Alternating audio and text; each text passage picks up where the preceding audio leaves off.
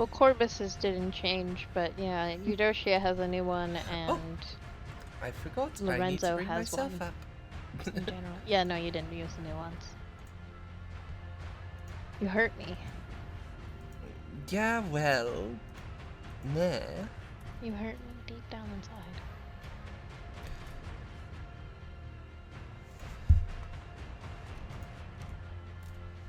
I don't know which one of these is going to work. I need to bring myself here. Okay, it's that one. Alright. Well, good evening. Hello, Hidari. Welcome, Hello. welcome.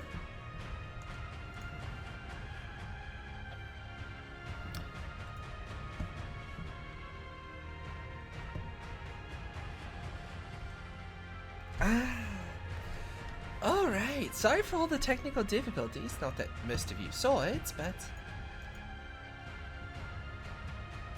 Oh yes, I did not use those. I'm sorry. They got lost in other DMs. My apologies. It's fine. I'm trying to figure out... There it is. Okay. Okay, so... Welcome everyone. Let me turn down the slightly intense music, because I just realized how intense that sounds. It is super intense.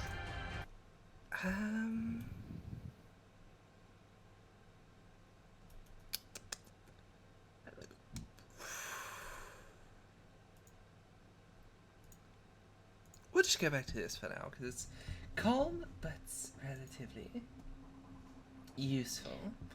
So, sorry in advance, chat, if I make any mistakes, but we're also playing... I'm in another Dark Ages game, and my brain is dumb and used the same reference image for that character as well, so I keep getting it mixed up. So if you start hearing me talk about Egypt, bat me on the nose. Oh, I will, don't worry.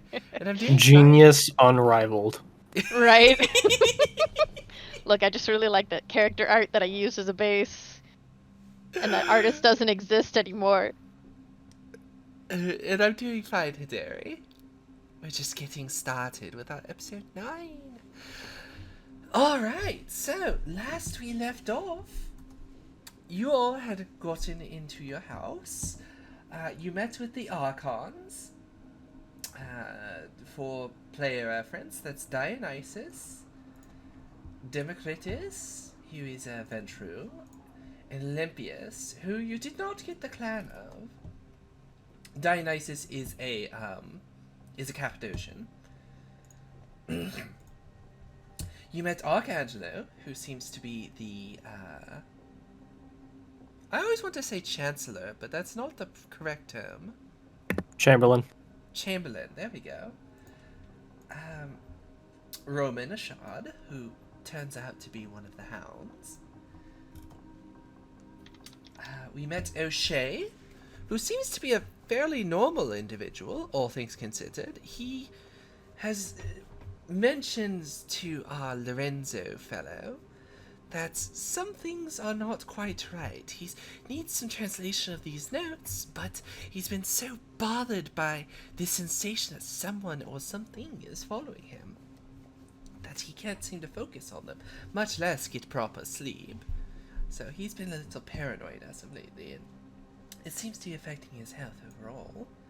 And Alexandrin Escarsa, who is a self-proclaimed gangrel who goes around, "Hello, Fagoth, welcome, sweetie." Who has recently, so they claim, come across their ability to use Auspex and was apparently trying to use its secondary power upon two of our coterie members here in an attempt to determine if they were actually kindred. Harmless for the most part, though he did so in a fairly suspicious way by following them about. "Hello, Kip. Welcome, sweetie." And in doing so, he was sort of nudged to get for a boon to introduce Corbus and potentially others to the rest of the gangrel in the city. To Corbus's suspicion, he was quite forthcoming about a lot of information, which he did seem to have a bit of a reason for that. Dionysus has been prone to showing great trust in other kindred for not being too rowdy. Is this music playing? Did I do that right? It is. Yeah, Why don't it's I very hear it? soft. He's soft. Don't There mind we me. go. I'm just cross-promoting you everywhere I can. You're fine. Thank you very much, sweetie. So, we come back. We will say a day has passed since you moved in, so we don't have to get through all the other things. And you've had time to sit down, enjoy your house, get all your furniture moved in, grab any new furniture you might need, and ascertain what is there. Now, it was quickly pointed out that there are 2 trapdoors within the house, and they do lead to the under part of the house as an escape route. And it leads about a half-mile off from the house to a small false tree. Pretty intuitive, all things considered. In the event your home is besieged and you need to escape, you do have those resources. Additionally, it was mentioned that this giant vault-looking door here is a vault into the under part of the house, which was built on really old Greek catacombs, which, all things considered, shouldn't be a huge deal, as it's probably most likely just caves at this point. The thing you were warned of by Roman assured was that the Nosferatu tend to dig through there, and they call them the tunnelers here. It seems to be a bit of a slang term, given how most individuals refer to Nosferatu. Right, boy. Oh, sorry not to interrupt you. I just remembered Corbus did get an updated one, so it fits in the thing. I'll Okay, send that to you as well. just send it And to maybe me. you'll respect me as an artist. And Look, I'm busy. I do lots of things, I'm and I teasing. forget a lot. Anyway, so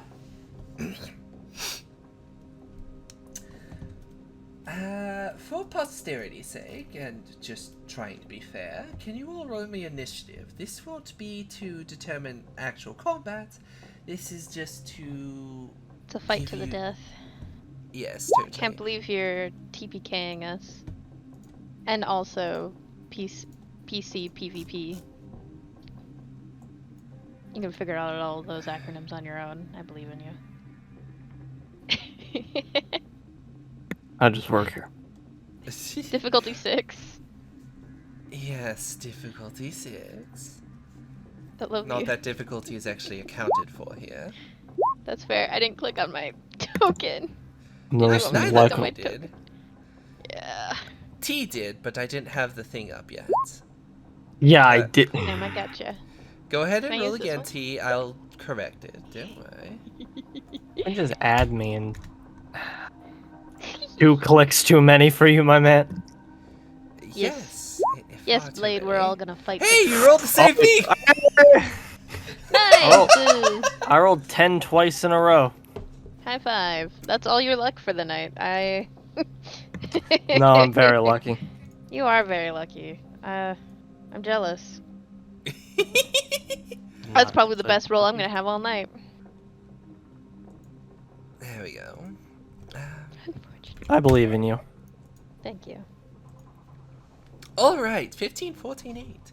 So, per sort of the way of things, as T tends to be a very motivated individual, we will be starting with Corbus.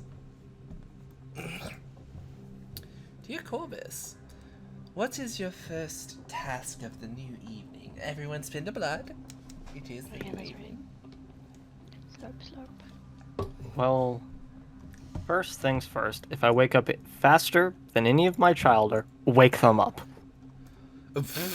You're going to beat early riser into them? It's time to go to school. I don't even Can't have go it. to bed. So it's the if their path rating is worse than 6, they're getting up in the morning. All right, you are 6.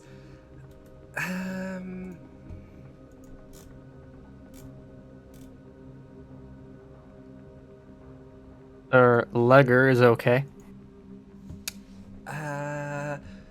Sir Walters wakes up with you. He wakes up the exact same time. Good.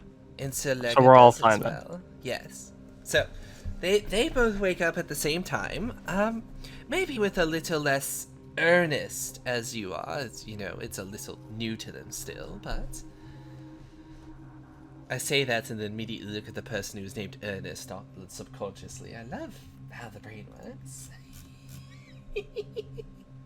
So I have the critter's merit, which means the animals will be cool and do a thing for me once a session. That's useful. So I'm gonna use my critters. Basically, I'm gonna start sending rats and other of subterranean animals into the tunnels and start building a kind of mental map, because I've been looking more into the function of animalism for you, because I have it in another game as well. It's basically telepathy for all intents and purposes. So I'm gonna beam it out of their brain as it becomes applicable. Just gonna scurry around there for a while. You mean whenever, like, they're in front of you, you can beam Yeah. them on the brain? Okay. Yeah, when 'Cause I was you like, actually wait, lock isn't that eyes a and dot communicate 3 with them. power to do that? Yeah, when you actually sit there and communicate with them. Okay. No, that's fine. Because I know we've been really, like, how does the animal understand it, as opposed to what you can literally do, which is you can garner the exact meaning from them. Yes. And you only have to do the chittering, though. Some do it for empathetic purposes. Okay. You don't even have to talk, Yeah. actually.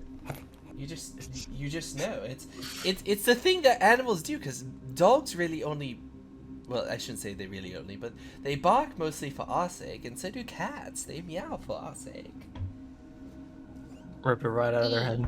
That's why feral cats hiss at you. It's not because they're angry, it's because they don't know how to talk to you.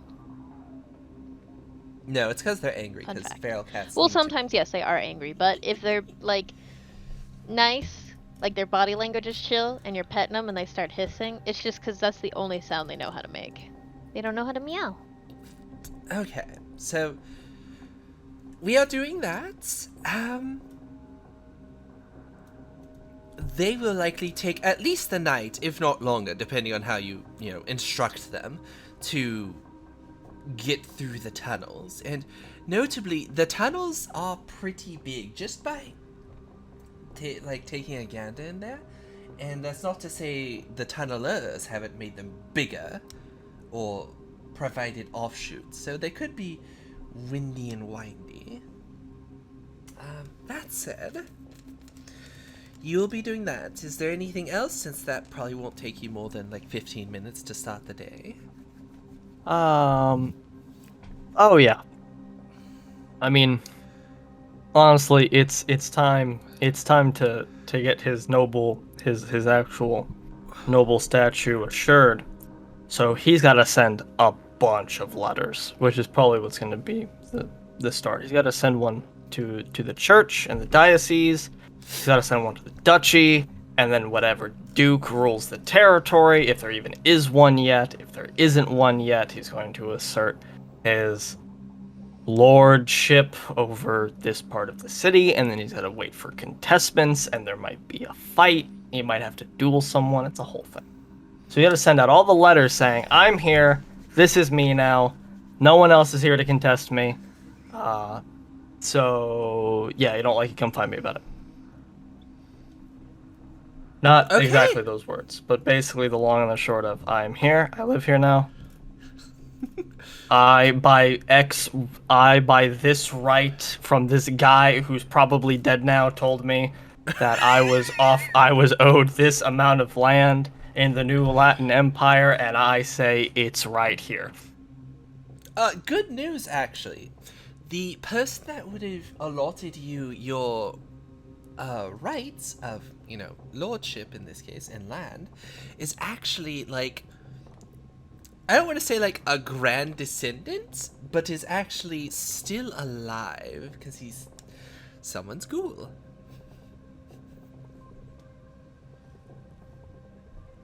Not that that's going to be terribly relevant, just pointing it out. Is he a Tzimisce's ghoul?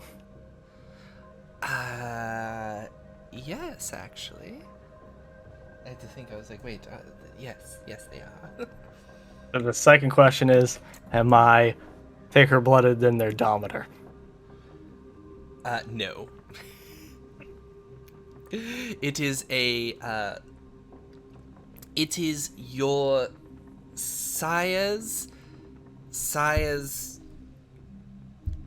I keep wanting to say blood brother, but that has different connotations to it, but sibling child. Okay. So, my uncle. Yes. Right? My uncle? Okay. The letter... actually, that changes everything. I'm only going to send one letter. I'm going to send a letter to the ghoul. I'm going to tell him, of course, give his regards to the Lord, Master. I've joined the ranks of the clan. We are family. In all ways now, under clan and under God.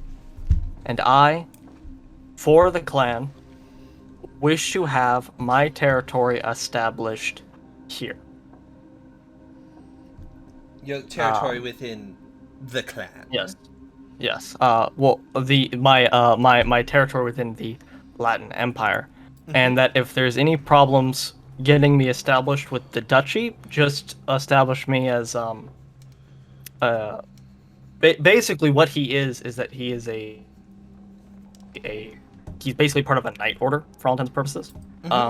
So just he's not so much like a duke as he is just the lord of the knight order here. Even if he's the only member, he's still a lord, so he's landed nobility. And the territory claimed by the church could be transferred to him as its leader. So it's basically like, square that away, let that be me, I'm that guy. Okay. It will take, give or take a week to get to and fro, but it will be sent out. The fastest couriers are actually this... what you might suspect are specifically bred horses that are potentially ghouled horses that reside here in Athens by, specifically by virtue of some Tzimisce. And they are exceedingly fast. They are sprinter horses, but they can sprint for miles on end.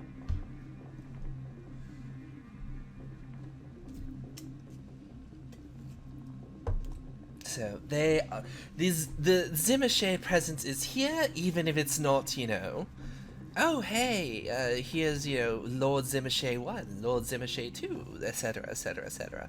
But the influence is definitely felt, as to keep tensions low, they have made small offerings of, hey, why don't we station these here? They will deliver your messages exceedingly fast. Conversely, you can use non-ghouled and just the average avian if you wish to.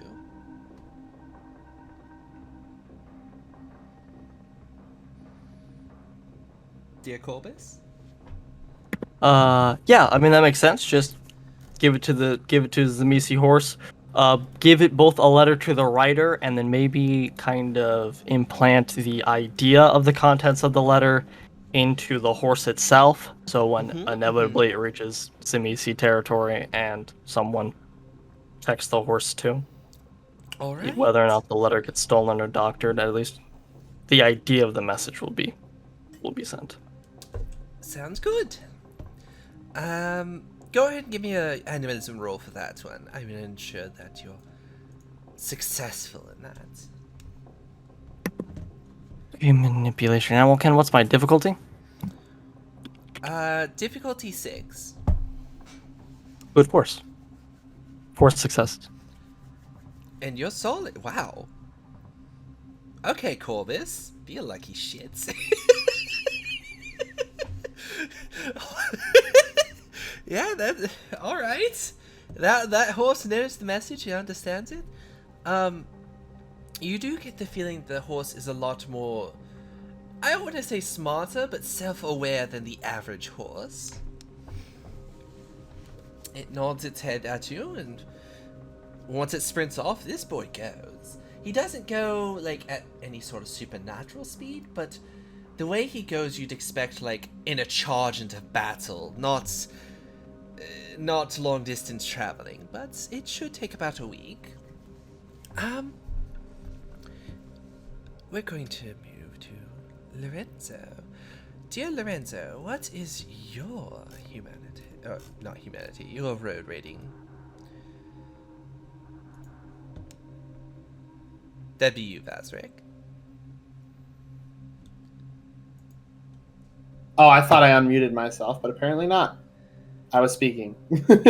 I said my path rating is currently 5. Alright, so you wake up a little after Corbus. Your path rating is directly related to how soon after the sun is set that you wake up. In this case, just a little, about 5 minutes after Corbus. But it's still a notable amount as you rise for the evening. You've spent your blood. What is your plans? Well, let's see. I'm down a little bit. Oh, wait, how much experience did we get last session again? By the way, was it 1? I think it was just 1. Yes, okay. It was just one. Making sure I need to fix that. I forgot to do it afterward because I was already off by the time you announced. There we go. Okay. I think I'm going to first give my new friend, how is it pronounced? Oshi? O'Shea. Okay, thank you. I think I'm going to give my new acquaintance, O'Shea, a visit to his home, since he told me how to get there. Okay. So it's a bit of a walk, because as we switch over to... Boop! Horses, by the way. Oh, that's... 1 second.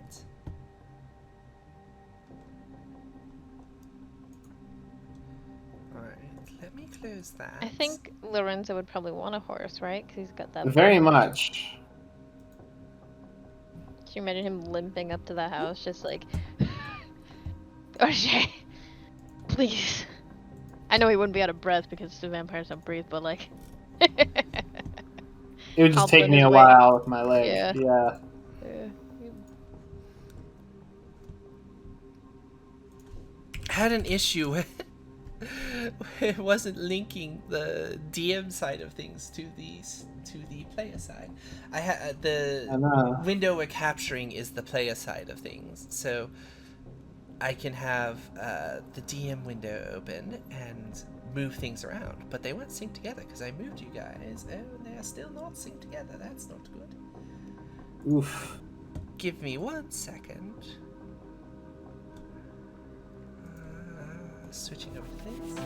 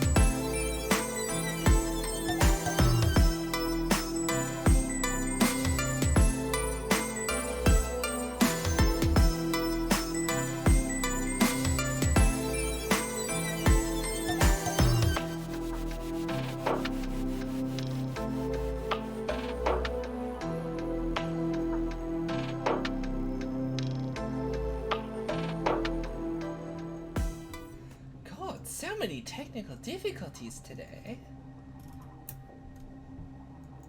Turn order got refreshed, but that's fine. I'm not too worried about that. We already know the order. Alright, so it's going to take you a bit, keeping in mind your house is here. So, going up this way, you could cut across.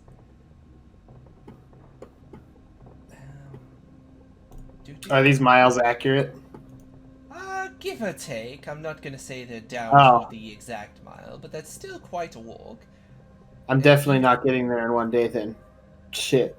No, you are. You are. If you're on horseback, you are. Okay. I was thinking if I was on foot.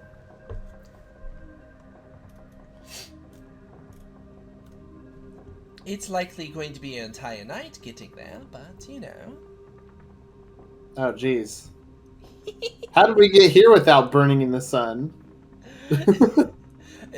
I'm saying your entire adventure to go to him, to converse, all that shit is Oh, going to take okay, your entire okay. night. Not just getting there. Okay. Alright, so on horseback you'll get there with a couple hours to converse and speak the like. Dear Eudocia, what are you doing this evening? We are going to seek out Jezebel. Jezebel's We're at gonna- home. Yeah. They're currently I getting hope so. tutoring by, excuse me. Sir Walter? Sir Walters, yes. Yeah, she will step in and, like, apologize for interrupting, but, I need to speak with young Jezebel here, if you do not mind. Sir Walters does not mind, in fact. He's pretty lenient. He might not think highly of certain belief systems that Eudocia has. Not that they've talked about it a lot, but he is definitely a devout Catholic in this case. I believe it's called Catholicism at this point. But he is devout to God, but he doesn't seem to mind. Jezebel offers a smile and steps aside. Yeah, so she will pull Jezebel. I guess we'll go into her room. Just for some privacy, I suppose. Yeah. And then once she has Jezebel set down, she'll like pause before. So I do have a difficult question to propose to you. As you have been coming along with us, I hope you are enjoying yourself, yes? Jezebel Or- pauses. The expression is sort of mixed. They're not terribly good at hiding it, but they nod their head a little bit, and At the very least, you're not miserable, yes? at the very least, what? You're not miserable? I'm not miserable, but admittedly it's a little awkward being... They sort of gesture to themselves. This and not being on the streets like it used to be. I don't need to be this, but I also don't know how to not be this. And well, it's interesting. You and your friends have a very eclectic, I think is the word, life in the night, and I don't quite understand everything that's going on, but I sort of try to not pay attention too much to it. Yes. We can work on what you wish to do. But this does come with my question. To continue staying with us and under my protection, my sire has requested that I ghoul you, which involves me feeding you some of my essence, and you will become similar to me, though you will still be able to go out in the sunlight and eat food and such. I've only hesitated in doing this with you because you will not age anymore. You will stay as you are unless Corbus can change you like he did with Sertanus, but I'm sure you remember that wasn't quite pleasant for him. Admittedly, I think Sertanus was willing to deal with the painful effects of that, from what I remember hearing. But he looks good for it. I don't really mind if I stay as is. It doesn't really bother me. I've never really had a huge outlook, I guess. My whole purpose was pleasing men, and well, there was going to be a time where I wasn't going to be able to do that anymore. I was aware of this, and I was going to be free to do absolutely nothing. I would sit and probably be without money, without food, homeless, and with nobody to really care. I might have God over me, but that's about it. So I don't really know what to do, I'll be honest.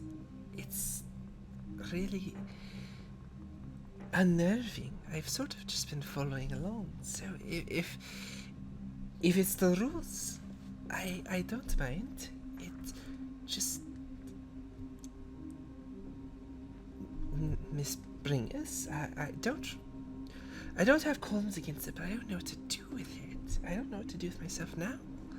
And I feel I might just be sort of burdenous, as I don't know anything. I don't see anything. I could go out and, do what I normally do to at least make coin, but No, that would be absolutely not. limited. Especially here in Athens. But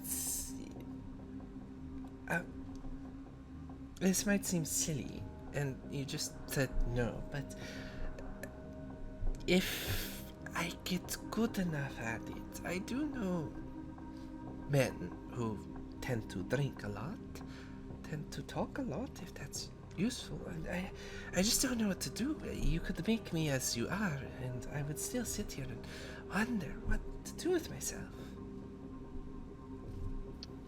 Eudocia would tut slightly, gently running her fingers over Jezebel's cheek before patting them on the head, and she'd say, "You do not need to worry about offering anything to me in exchange. I am just honestly happy to see you safe. As you know, I've had you learning with Sir Walters and Lorenzo.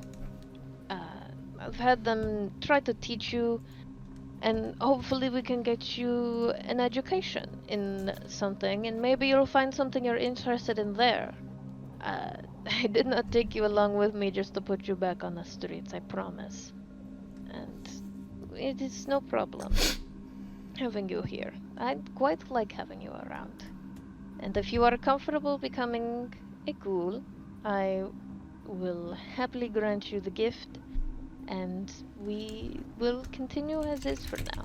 And you will have to drink my essence just once every few weeks, and you will be stronger and immortal, And if you have any questions, you are more than welcome to ask Sertanis about it. But if you are more than comfortable with this, then that eases a burden on me. I simply do not wish you or the others to get in trouble, as I am a bit of a burden. Not like I'm slowing you down, just I don't contribute much, if at all. Jezebel, darling, you are a child. You do not need to contribute. You just need to be. And as you learn and mentally grow, we will be able to find something for you. I promise. Until then, just relax. Enjoy life. You are kind of in the middle at this point, but it will be...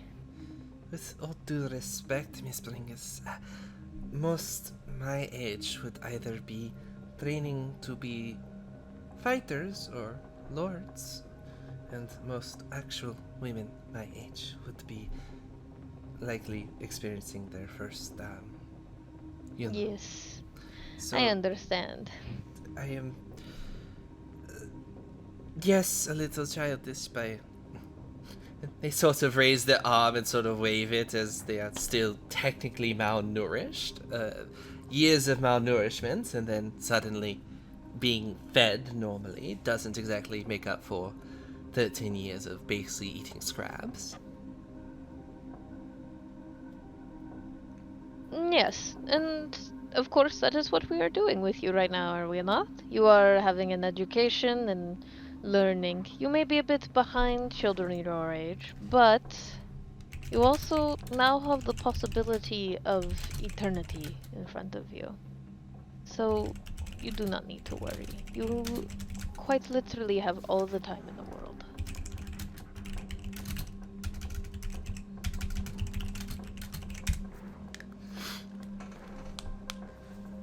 I suppose, again, just let me know if there is anything I can do to help.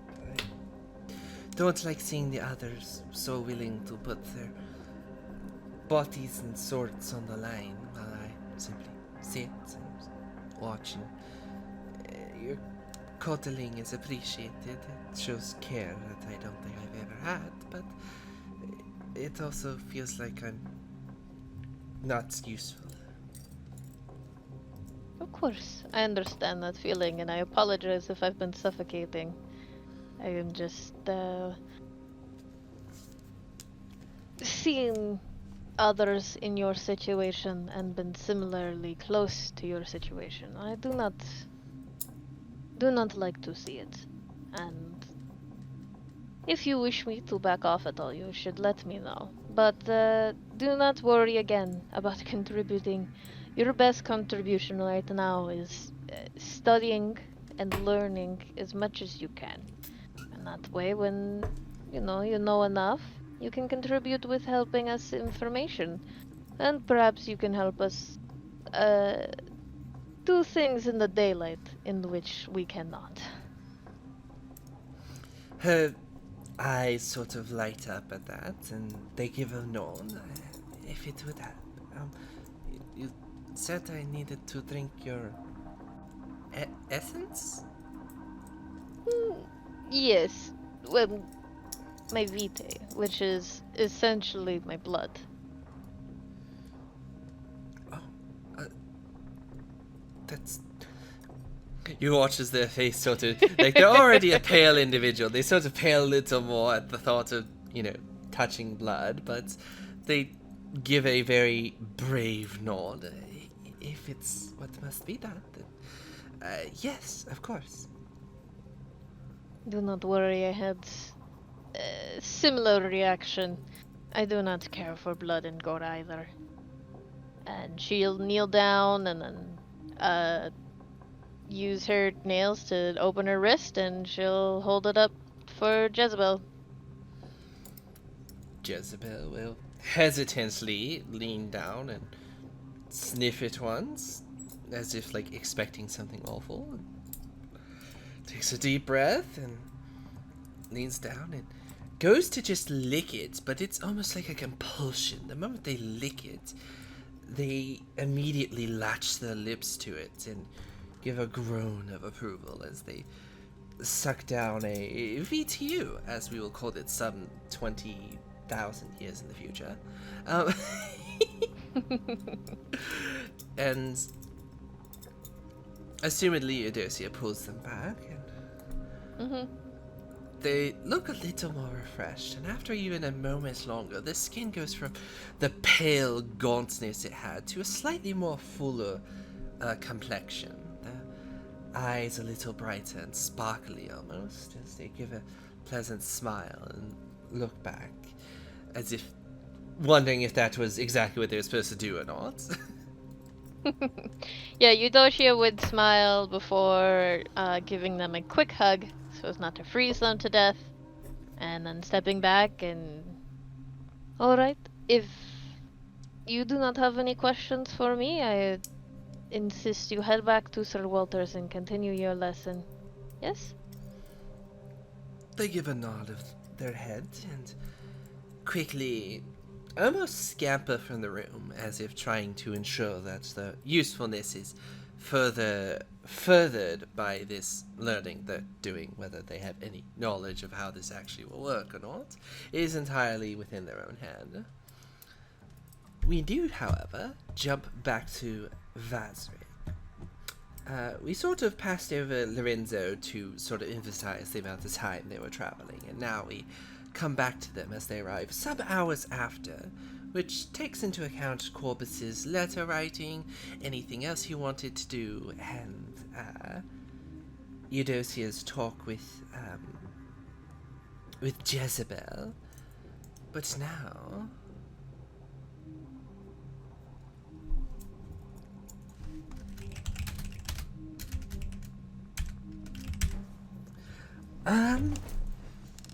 Ooh, my neck.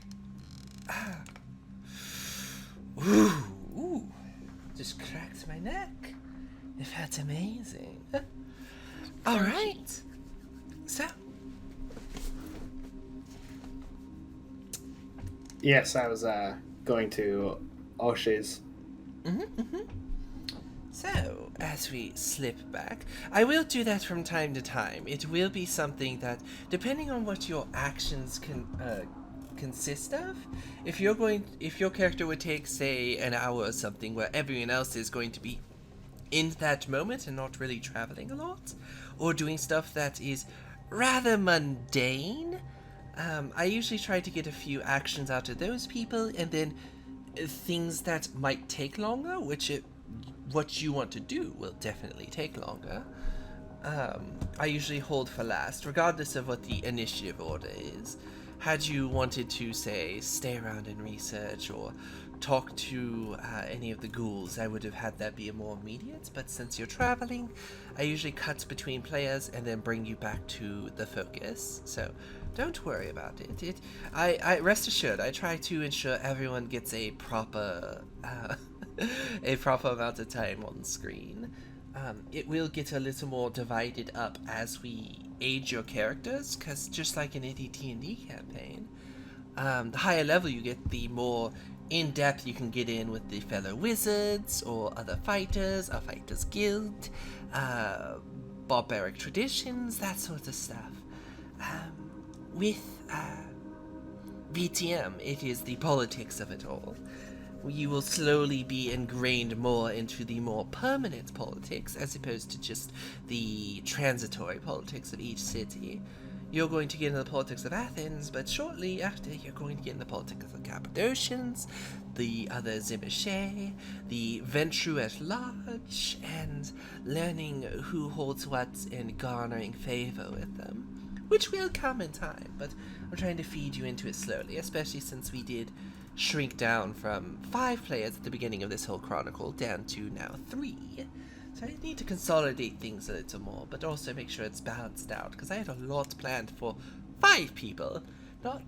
It's a little monolithic for 3 people. So, roughly an hour and a half of travel, and you do find yourself within Propilia, and eventually at O'Shea's estate. A servant of his does lead you up, and you do see a rather stark amount of guards. Both the normal guards you would see around other royal places that they usually reserve for important places like the Acropolis and important places of worship, and of course patrols, are more centralized to the estates. And here you find O'Shea as well as the mercenaries he's hired, which are also in pretty big amounts. And in total, you'd wager there's about 40 guards alone around his estate, just continuously monitoring it. And you wonder how much he's actually paying all of them to do this. But that does pass, I admit, probably pretty quickly as O'Shea opens his door and welcomes you in, gesturing for the servant to go garner you some wine and bread to partake in, as O'Shea takes a seat and gestures for you to do the same. I'll take a seat, and as I do, I will say, this text must be extremely important to you, considering the... As soon as I start talking, you start whining at me, Ari. Stop. Not you, Ari. Dog Ari. Stop. Sorry. Yes, this text must be extremely important to you with this guard presence. Where did you say you found it again? You see, I found it by, letter. A friend of mine had a method of finding things from dig sites, places where individuals tend to hide their things, old tombs, as well as old scriptures from various individuals. Specifically, a lot of this comes from the northern tip of Egypt, and I wished to have it. And my seller was willing to give it to me for a modest price. But as stated, I have been watching, and every time I turn my head here, I feel like someone is watching.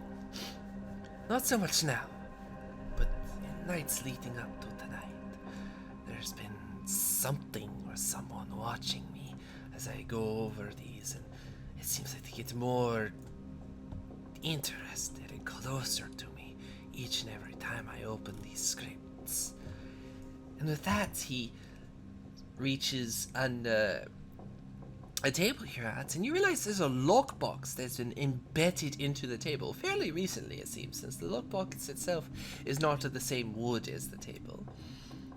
And he toys with a mechanism there, and you hear a few clicking sounds, and eventually the box opens, and he slides his hand in and pulls out a lot of scrolls in various languages, but predominantly in what appears to be Arabic and some old broken forms of...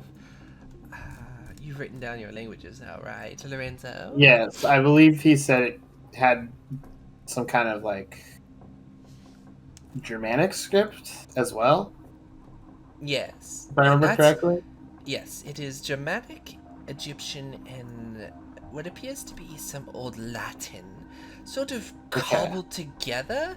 Either someone tried to cipher this in some way to make it, hard to decipher, or someone just really wanted to make these proper. Make these confusing, or use different languages just simply because they could.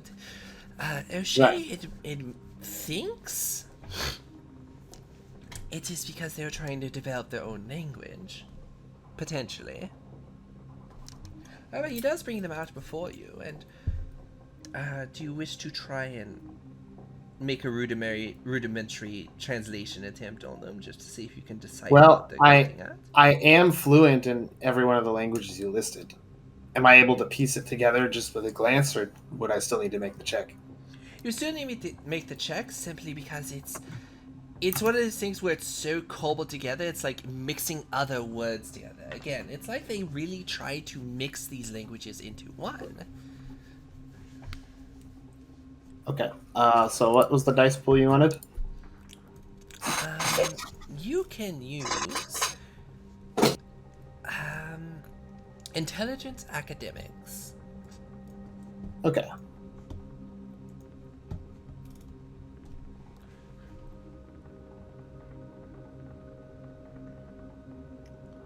And difficulty would be... Difficulty is going to be 7, just because it's out of the norm. Seriously, who would mix essentially old Arabic? Holy crap! Oh, fuck. 3 10s. Welcome to 9 successes, friend. So, Lorenzo, you admit, at the beginning it's hard, but you find a pattern in how it's being done, in that it seems to alternate the languages in both what words they're using, because the individual didn't have the proper words. So it wasn't that they were so good at any one language that they thought they could cobble them together and make a new language. It's that they didn't have a proper understanding of any of the languages, and just knew enough to write a few of them out. As such, what they write out is filling in words and like conjugations into different words using different languages to try and fill in those gaps to make proper sentences. Something not unheard of, but also the depth in the word usage they are using is somewhat of a high academic, or at the very least high intellectual value. And without knowing these 3 languages on any intimate level, you would have been just as confused as O'Shea is about how they came up with this. However, that is the probably most nuanced and easy part of this. The harder part is finding out exactly what they're talking about, as there's a lot of reference to things coming and things happening. Specifically, you start to see talks of basically the end times. Give me an intelligence occult, please. Okay. This one, difficulty 6.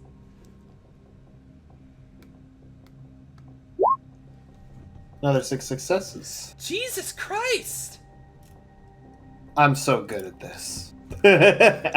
You are a huge nerd. I need that as a sound. Oh yes, do my sound things work?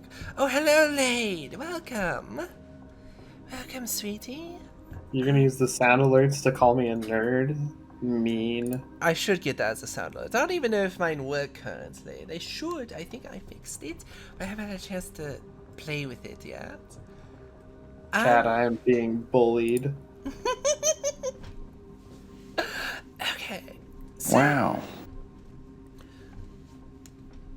Vazrik, you have a problem.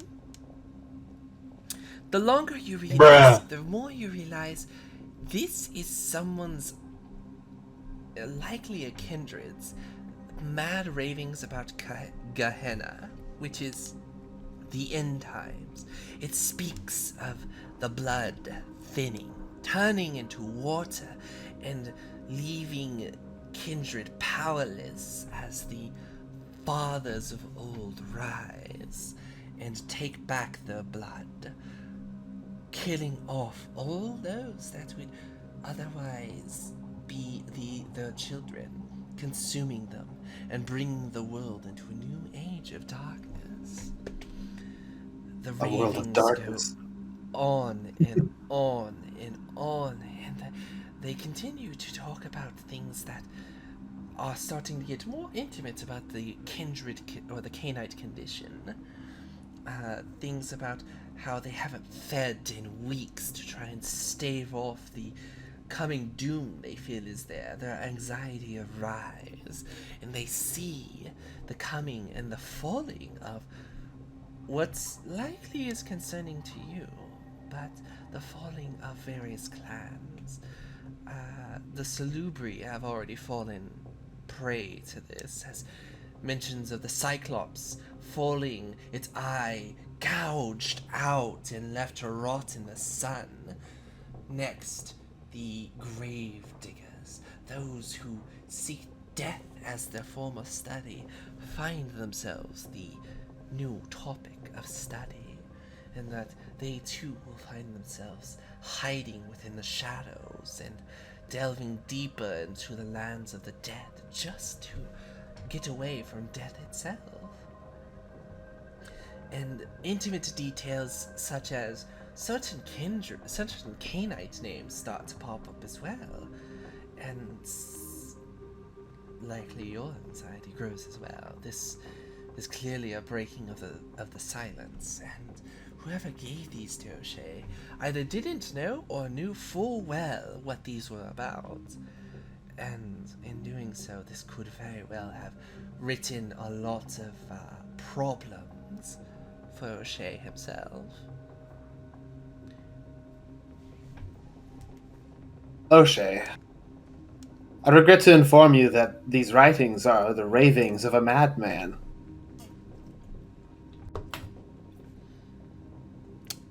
Give me This manipulation writing is- subterfuge, please. Difficulty Okay. 7. Manipulation and subterfuge. Mm-hmm.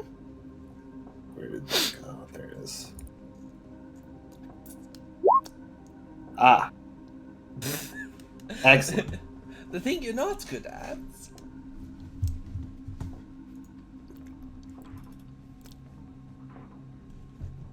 O'Shea kind of squints back at you and looks at the writing and grabs one of the scrolls, glaring at it. That can't be right. There's no... Look at this. This, I'll point to a mention of the apocalypse on there. These are writings of the end times, but they are nothing as described within the book, in which I'm referring to the Bible, or whatever version of it was within this time. What is the version Corbus, of the Bible at this what is the time? version of the Bible right now? Is it Old Testament stuff? Or no, this... I don't know. I don't know much about religion, to be honest. Revelation should be out by now. Revelations? Okay. Yeah, Revelations is the... I like how we Yeah. talk about it like it's Revelation like it's a should book be out by edition. now. Yeah, the New Testament stuff with Jesus and shit should be out by now, with the Revelations being the talk of the end times. Okay. They do not match the telling of the end times in Revelations at all.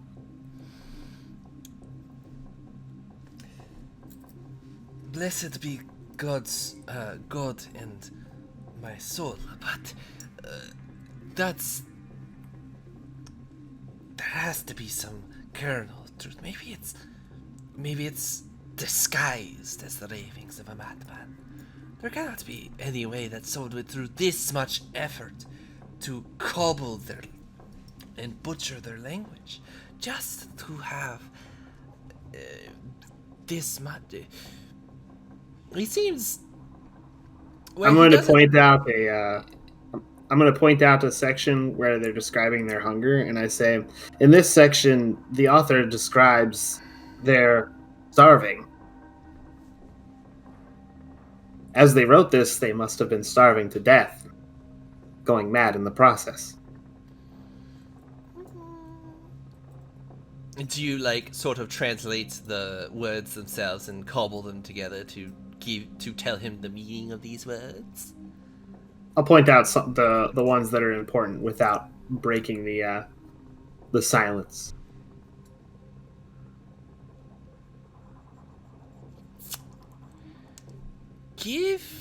We're gonna do 2 rolls here.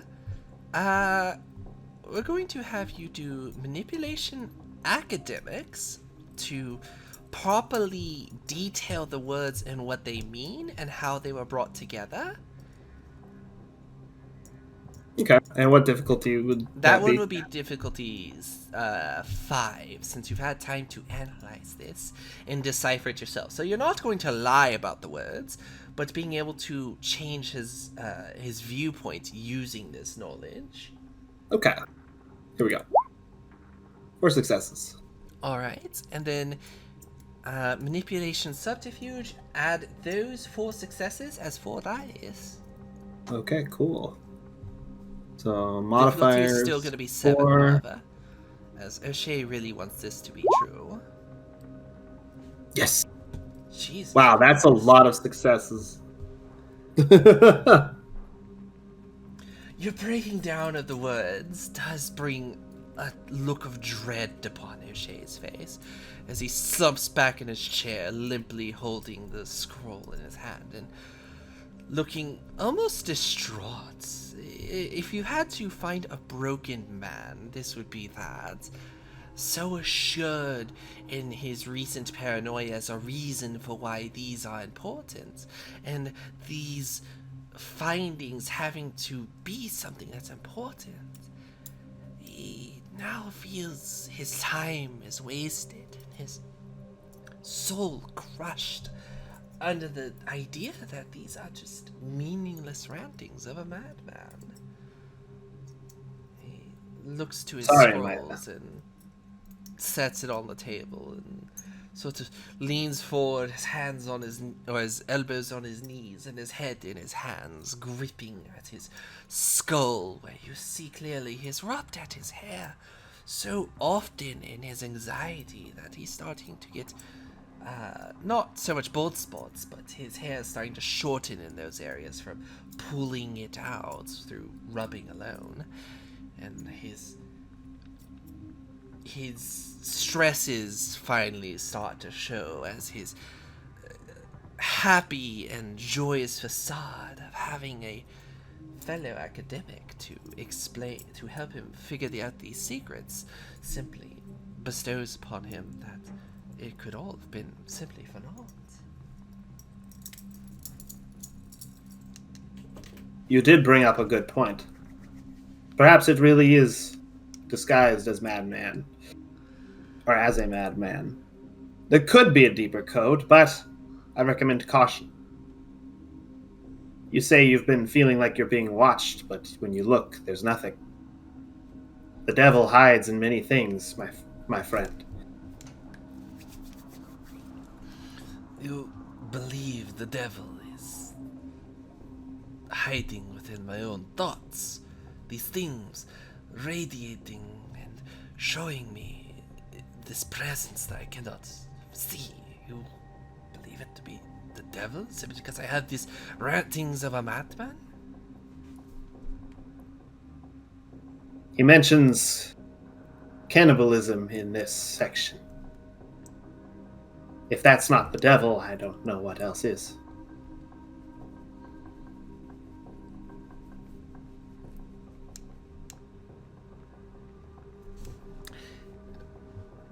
His eyes sort of go from shock to abject terror in his eyes as he sort of tries to process this, and he rubs at his temples and glances to the open window and points at it very suddenly. That! I did not leave that window open. And he quickly stands up and heads over and goes to slam the window, but it's almost as something stops him as he makes the motion to do so, but clearly isn't touching the window, and he turns back towards you as if he had successfully done so. I did not open this window. It was closed when you arrived. I swear. You saw it, did you not?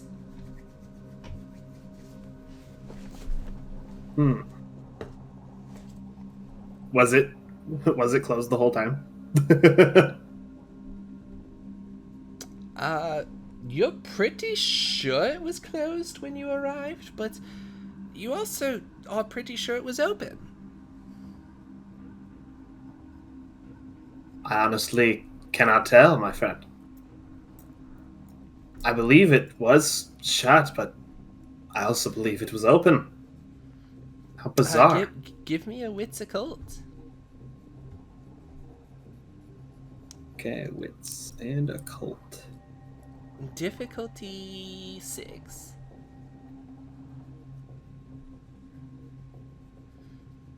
A reminder, if you do not have dots in something, which I hope you have dots in occult. I do. I do have dots in... Oh, oof. It's enough. You got your one success. I did, yeah. Often, you can... It probably wouldn't have triggered on you had you not had that so acutely brought up to you, but the effects of obfuscates are not contrary to popular belief. The effects of invisibility. It's the effects of tricking the mind into ignoring who's there. I will turn on my Auspex then here. Go ahead and finish, sorry. And ignoring things that change, as having always been open, or in this case, the window was likely closed when you arrived, but if someone has high enough obfuscate and did not break it by opening the window, you might just believe the window had always been open. However, if they're not quite good enough, your brain starts to pick up on things. If they're really bad, they would have just broken the obfuscate. It's also entirely possible they're intentionally doing things that trigger someone's notice, so that they start, in this case, going mad.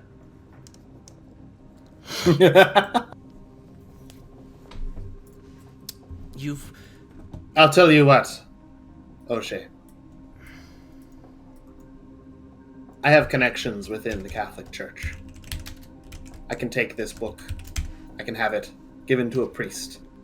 I'm friends with a priest, actually, that might be able to do the proper procedures.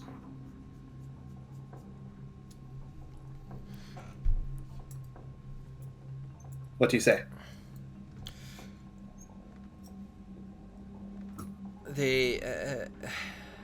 I also turn on my Auspex and look around the room.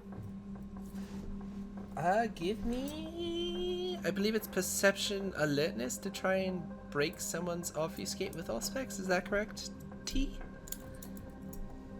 Sorry, run that by me one more time. For someone to use Auspex to see past obfuscate. I believe it's just a standard perception alertness, correct? Well, first, it's actually a whole deal. First, on a nebulous yes/no, does he have at least as much Auspex as the person has obfuscate? Let me I have look. 2 dots of Auspex.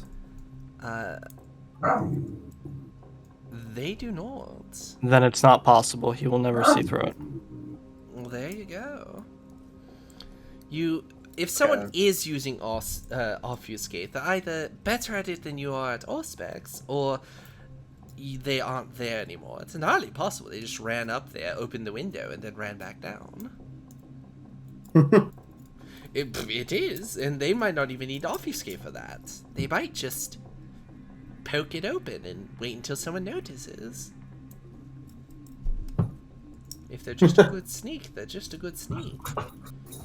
Look, man, sometimes the mundane option is the best option for figuring these things out. So, you find yourself unable to perceive anyone there, which, I mean, is a good and bad thing. It could very well be someone using obfuscate, or it could be simply this man going literally mad. And without knowing who's traumatizing him, it's hard to say if anyone is. But he does look at you and look at the scrolls and give a shaky and defeated nod. Very well. Take them with you and just get them out of my sight. I'm done. I need time to recover, he says, and falls back into another chair, a slightly more comfortable chair. This one's actually cushioned. The other two are more wooden. He falls back and leans as far back as he can, his hand covering his eyes to try and not think about his potential waste of time. If you are still experiencing these interactions, let me know. I shall. Thank you, Sir August, or... Yeah, I guess as a proper, just like, acknowledgement, Sir Augustino, please have a good evening, and I apologize for wasting your time. Do not worry. This was not a waste of time. Especially if such strange things are following you because of this book. It is good to be rid of it.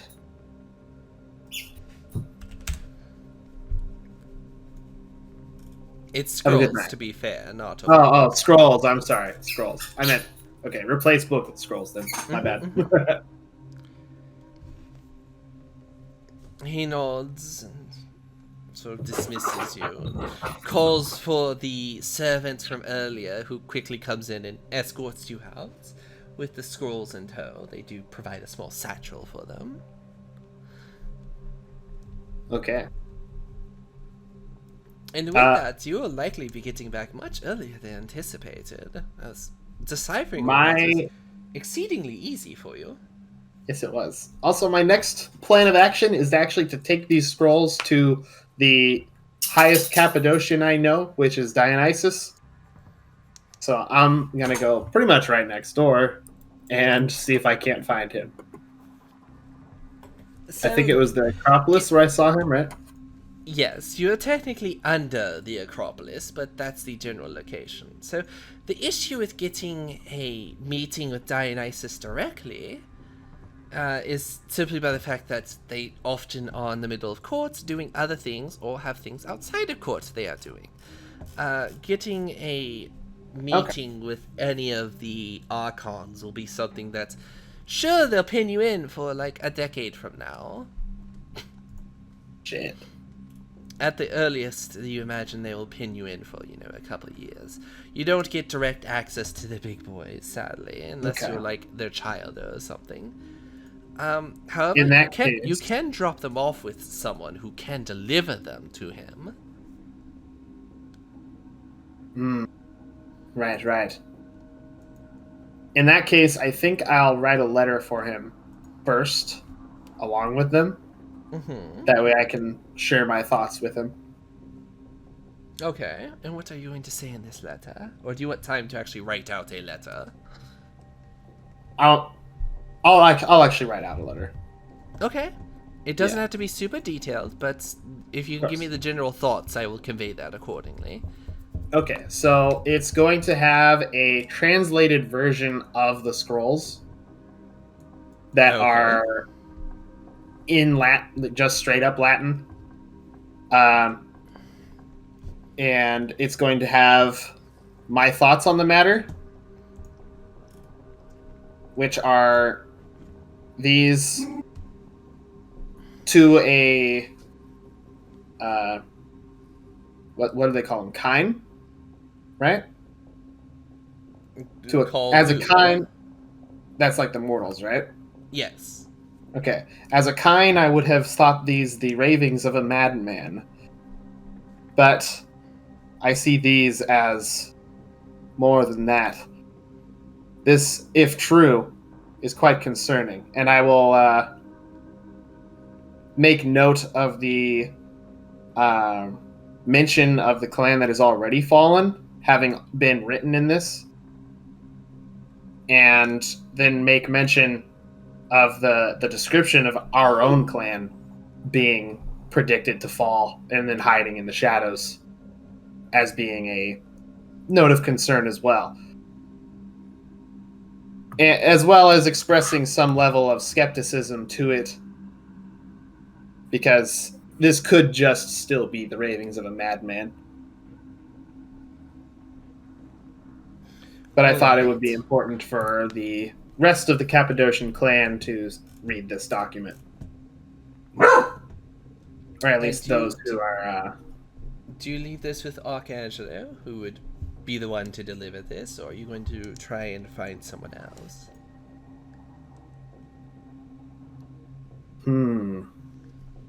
Archangelo serves all of the archons, right? Yes, he is the one who delivers information as well as delivers information both ways. He brings decrees to all the domains by the archons themselves, and then delivers information of them for them to discuss during their court appearances. Yeah, I'm going to put a wax seal on the letter and fold it up, and I'll give it to Archangelo with the scrolls and the letter inside of a box. Okay. That way to keep it all nice and together. Archangelo takes the box and offers a head bow. Rest assured, I will make sure that the archons get this appropriately, he says.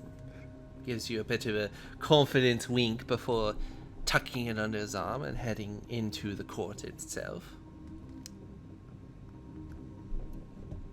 I thought you were about to say that he gave him a head Thank pat, you. and I was like, all right. No head pats! Condescending as hell. Tabs. Like, all right, I'll deliver this package for you.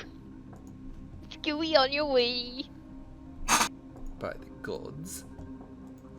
What a cute little Cappadocian! Godless. Okay. Godless. Is it awful? Yes. Okay. That's for later. Just seeing if there's anyone that would pop up. No, not really. Alright. And I take it you make your way back home? Oh yeah. Alright. Do. I'll also, if Corbus is home, I'll also be looking for him to discuss my findings.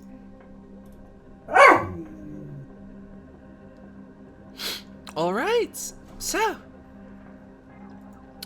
Corbus, what are you doing while Lorenzo is out? What was he doing? Yeah, what are you doing while Lorenzo's out? Lorenzo's Well- gone for most of the night, for a good chunk of the night. Well, is there an Elysium? There is. He used to go visit Elysium. Naturally. Alrighty. I don't have an Elysium map because I wasn't sure how to make it interesting without just making a bunch of gray stuff, because architecture in Greece is terribly boring unless you're looking at like the marvels. So, I mean, it's just called Athenian architecture boring. Wow. look, it's all Right. white and gray, okay? Actually, fun fact, it was painted. But the years of age and stuff melted Yep. the paint away. It was actually So painted it lots was- of bright, crazy colors. Yeah, it was bright as hell. Yeah. They were like a kid in MS Paint. We're just like, I want this color, and this color, and this color. And I want to Wow. put a big ellipses right here, and then 2 ellipses to make eyes, and then other ellipses for a mouth. Yeah, they were capital X flex. They were in like, those we got days. all this fucking paint. Look at us. We got purple paint. Fuck you. There'll be entire wars waged over this in the Dark Ages. I mean, just keep that in mind for your next map. I'm also limited on what I can show, because most of everything is like Middle Ages, Dark Ages when it comes to building maps through Incarnate. So it's a lot of wood. That's fair, yeah. It's Yeah, a lots lot of wood and... despite me putting all the trees here, most of Greek architecture is not that. Though I could use some of the face stuff, I suppose. Anyway,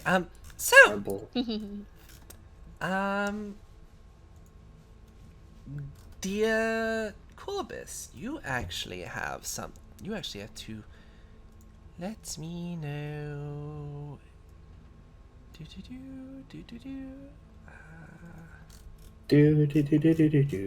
Alright. One moment.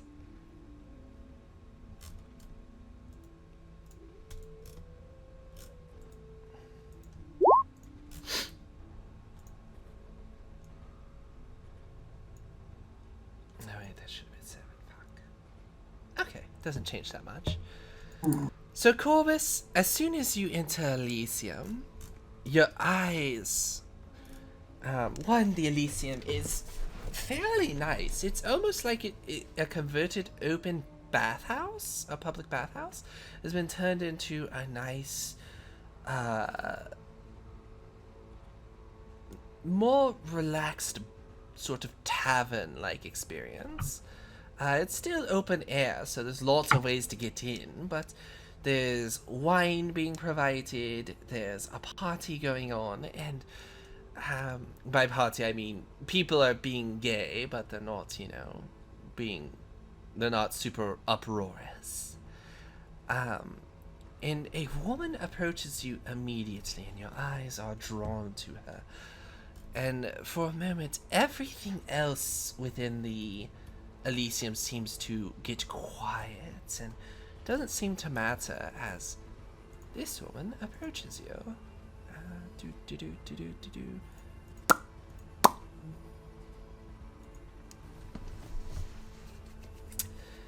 She steps close and she wordlessly, for a moment anyway, grabs your hand and brings it up to hers and clasps it together. You must be Lord Thornbear, is this correct? I am, and the way you are holding my hand is highly inappropriate. Apologies. She lets go and bows her head and even does a bit of a curtsy nearly. I am Eletria. I am your keeper of Elysium. I hope that is not too forward, but I do like to make a first impression upon any who walk within my Elysium. Do not worry, Keeper Eletria. Your smile was all the positive impression I needed. Put his hand to his chest, and he will bow to her gently in return. I'm Corbus Thonmar. You may call me Corbus. A pleasure. I had hoped, with no disrespect to you, that you had brought your other compatriots. What is her name?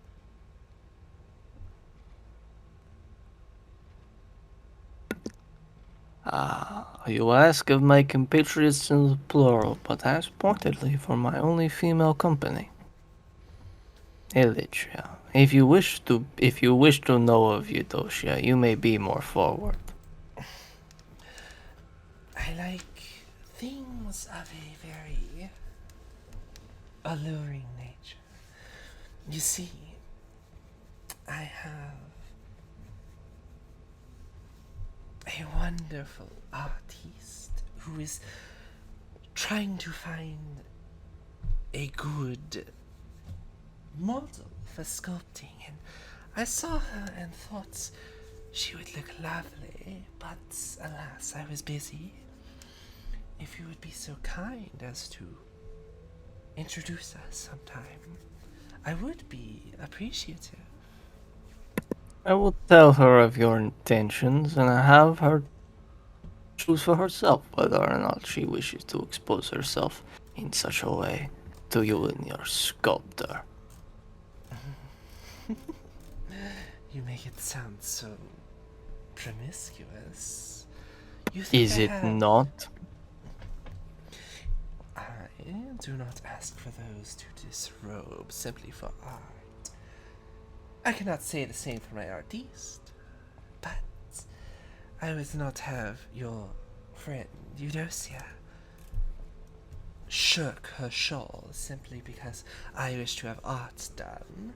If I wanted that, I would simply find someone, I would simply import someone who I could boss around.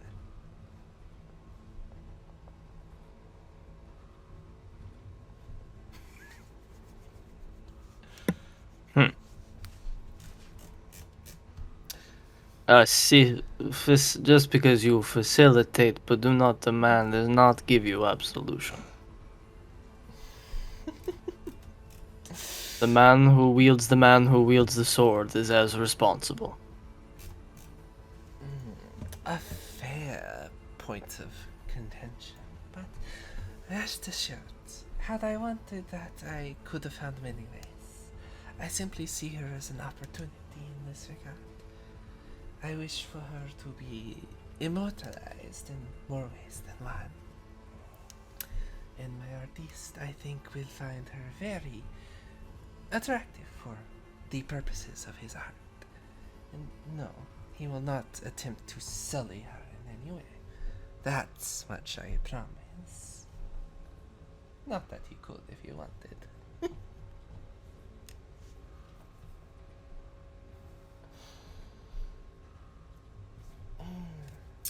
He's a However, eunuch. what brings you to my Elysia? I'm a representative of many powers.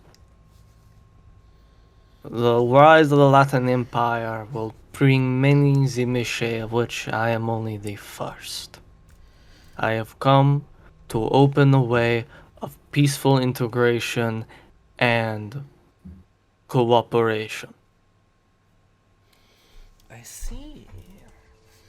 Now, isn't that a dubious set of words? I've rarely found a canine who would say that they offer peaceful integration. It is just another word for people who wish to assert themselves. Well, make However, no mistake, the voided has been asserted. If we meant harm, we would not be having this conversation. well, The you and territory that you knew as Byzantium is fallen. It is a shame how it has gone in the West. But Athens does not need to be Constantinople. I doubt it would. Not for my own sake. I suspect that the overarching plight of Democritus and Dionysus's desire to have his perfect little paradise is something that would garner them to fight to ash should they desire. And despite it all, though the Tzimisce have power, I imagine it would be a stalemate of sorts.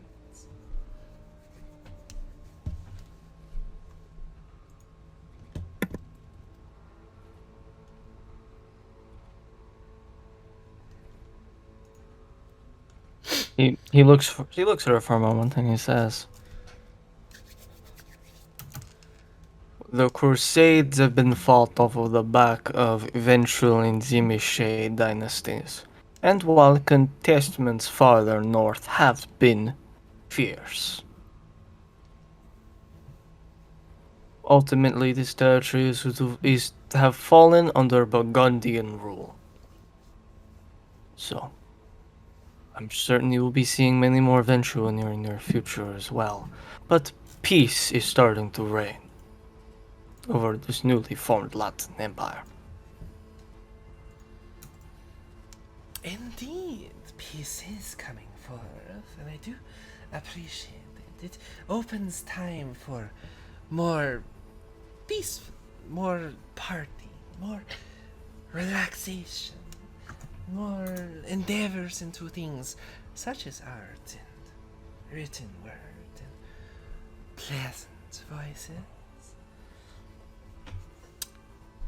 An inquiry, 'cause I've never asked, and oft your elders find themselves too busy with other projects of the flesh. Can your power alter the voices of singers to make them more falsetto or make them potentially more bassy? It's gone. I'm capable of this. Her smile goes from, a pleasant conversation smile to actually far more interesting. And could you potentially offer better dexterity to, say, individual who is a carpenter or a stoneworker? Steady could. their hands. Though such major alterations to the body will require additional material, or they may lose certain strengths or constitutions in return. It is an equal exchange unless more parts are brought to them. Rest assured, there are plenty who do not deserve their pieces. We can find those. Speaking of which, I do have a request that oftentimes I find the Tzimisce are more than desiring to do for their studies, though I do not know where you fall in those. There has been a influx of, and her eyes turn a little harsh, and a reminder to those in the audience, Kindred, or Canaanites in this era, do not often find themselves trying to relate to the humanity. They often find roads that are easier for them to travel, that do not subjugate them to morality on a human scale. There are individuals who are slowly creeping in towards Elysium with their stench. Normally, I'd be able to have the guards deal with them. Send them away. I don't need a bloodbath, but it's getting to the point where the guards are wanting to be paid. I don't want to deal with the negotiations, and I don't particularly want to have to enamor them all with the elixir. So, should you find an individual who needs saving, what would be a proper term? Corbus, is it father or something else for your title? She could call him father, sir, lord. I suppose the best reminder is he's in that weird place between a priest but also a crusading knight. So she'd have to try to make a guess about whether or not he's an actual priest or not. So sir or lord would probably be the safest bet. Oh, she's just going to assume because she's not a practicing Catholic. Father or sir. Father, saving some souls. However you choose to do that is up to you, but I simply do not wish them on my front lawn amongst Elysium. You mistake me for an orthodox. I doubt they would listen to me.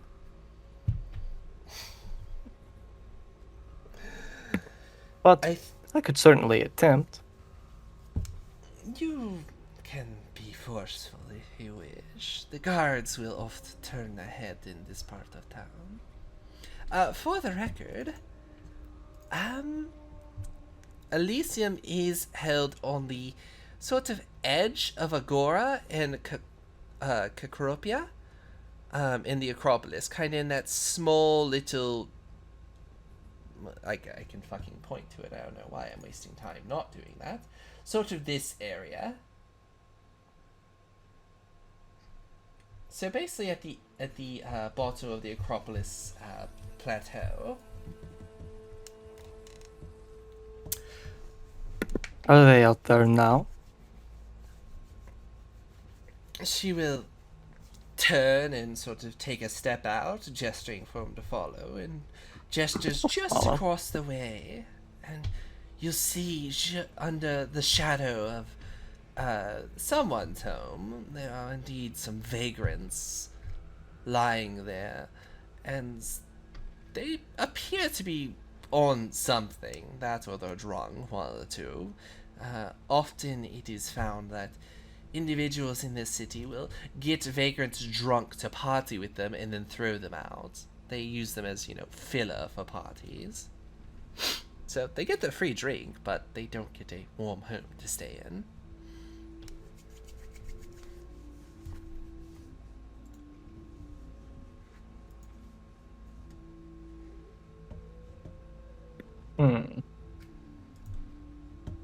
Let's see here.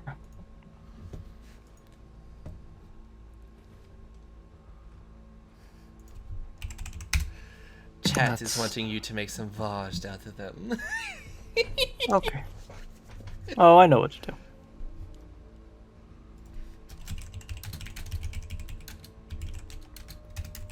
So he's going to... Says I can deal with this very quickly. And he's going to step out and approach.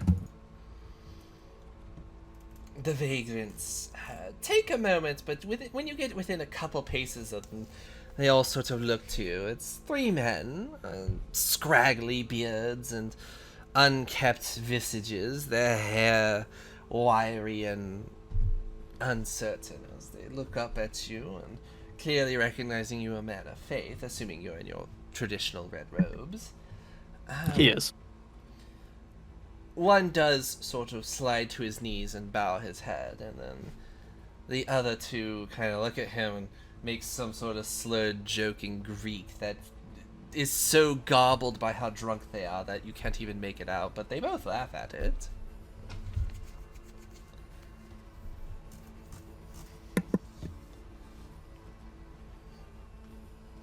Gentlemen, do you know the hour? They both the three of them look around, and one of the drunker ones sort of looks down at the ground and within the dirt draws a circle and draws a line as if drawing a mock sundial, and then looks up and nods his head once. It's night, Lord. Yes. Yes, it is night. It will be your last night as free men before you spend the rest of your pitiful lives in the pillory. So, or maybe, just maybe, if you laugh in my face again, peasant, he says as he opens the robe to expose the blade, it will be your last few moments, so please observe the night a few more seconds. Or be off with yourselves, scamp. Now. Give me a manipulation intimidation. Difficulty 7, 1, because they're drunk. But you can add My 2 rank. dice for being menacing in your title. Ooh.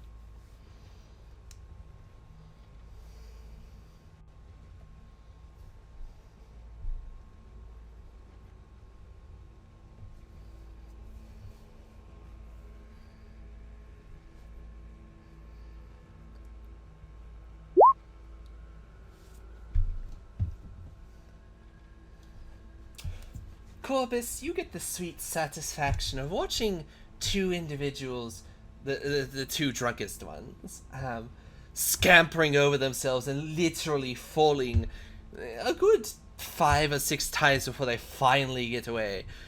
Alas, you might have done a slightly too good job, as the one who has bowed his head is trembling and can't seem to find his feet as he sits there, his head bowed and his body shaking violently, like one had just sunken him into icy water.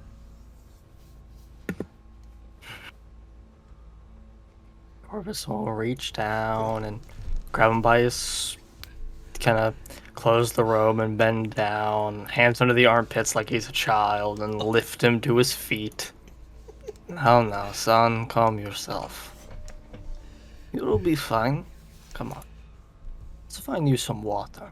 Walk with me. You'll find him a... He almost crumples as he's lifted, but he manages to sort of catch himself and, holds his, cups his elbows and crosses his arms and walks with you like a quivering leaf in the wind. One well plus face splash of water later. Sobering him up. Give him like 2 coins of minor flavor. Go find a room or meal. There you are.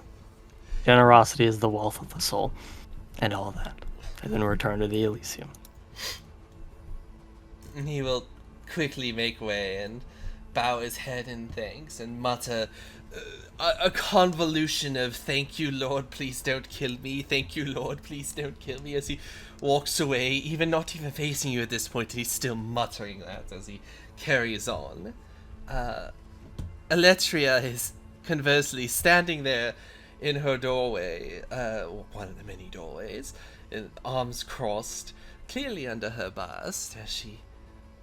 for reference, sorry, chat hasn't seen this person.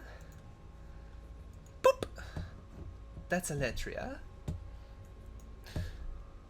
And she gives a very pleased smile. Not so much sadistic, it's not she took joy in that. It's more so just she's happy someone's doing things for her sort of situation.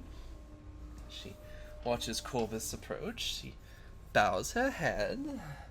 "Many thanks, Lord Thornmere. You are a man who is capable. More than I can say for a lot of the others.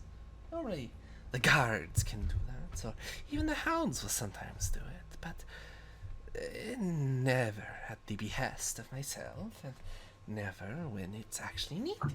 Often when they're 3 blocks down, they head them off and then assume that's all that's ever needed at the beginning of the evening, lest the evening wane on and they creep closer.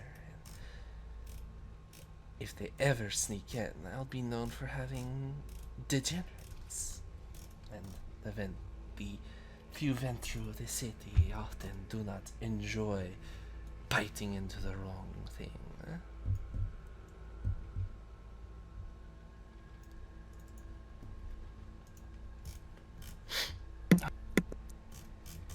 It must be an easy city to live if the hounds have the time to be chasing off vagrants for you. You would be remiss with the idea that the city is quiet. The most we get is the occasional...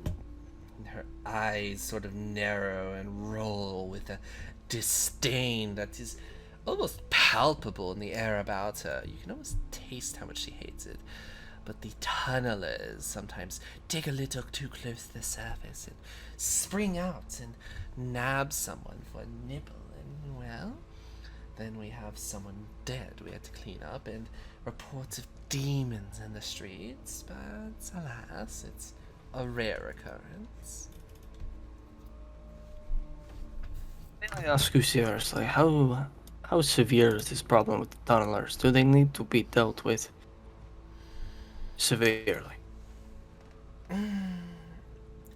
The problems with the tunnelers is less in need of punishment. It's that there's no organization. They're border on ferality. They don't come out and cause a bunch of chaos. They know more than that, like a wild animal knows not to step into the city and prey upon the vermin that arise here. Well, to be appreciated, the rats are annoying sometimes, but the tunnelers, they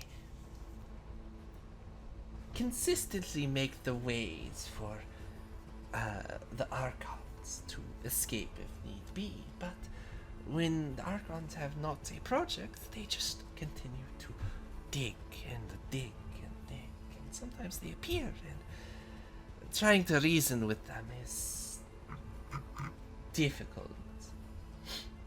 Dionysus's kindness ebbs on annoyance with the majority of us, but we also don't really see a purpose in bringing final death to creatures that barely understand their own existence. They sound dangerous if they are truly as ignorant as you say. They're ignorant, but they lack the ability to speak. They lack most ability to cause more trouble than the occasional peasants being chewed a little too hard, or individuals seeing them on rare occasions. They are Nosferatu, supposedly. I have my doubts. Even the Nosferatu can talk and share information, but most of them seem to be unable to speak properly, and then others, when they speak, it is broken and jagged and filthy, and it grates upon my ears. But if you're willing to ensure they stop coming up here even more, I would be willing to put a price on it. I would need mortals. A few. Depends how thoroughly you want it done. People you would not miss.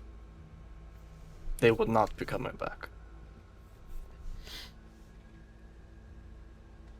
His smile turns from pleased to concerned, back to pleased, as she's sort of mulling it over. Well, there are a few mortal individuals, 3 of which you just scared, that I'm sure I could find the predominant location of. And on the off chance there's not enough of them, you could take some of the sick from the northern Agora and, promise to heal them through God's ways. And God's ways just happen to be merciful. I do not know what you have planned, so that is just my spin on it. But by all means, the sick of the Northern Agora, getting them off of the blood would be appreciated.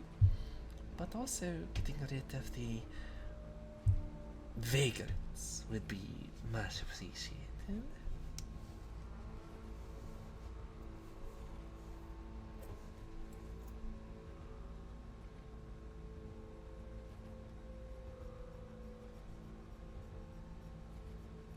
Corbus looks for a moment and says,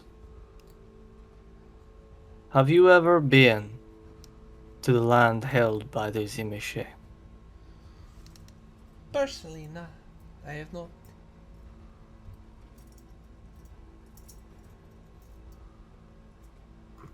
Perhaps if this comes to pass, you will see what I mean. Though, and I mean no disrespect, if you are of a softer constitution, you may not wish to know. Rest assured, I might find it distasteful, but I am hardly one to have a soft constitution. I fought off, even before my embrace, a fair share of men who would have me, and ensured their ability to sire more children was not scared.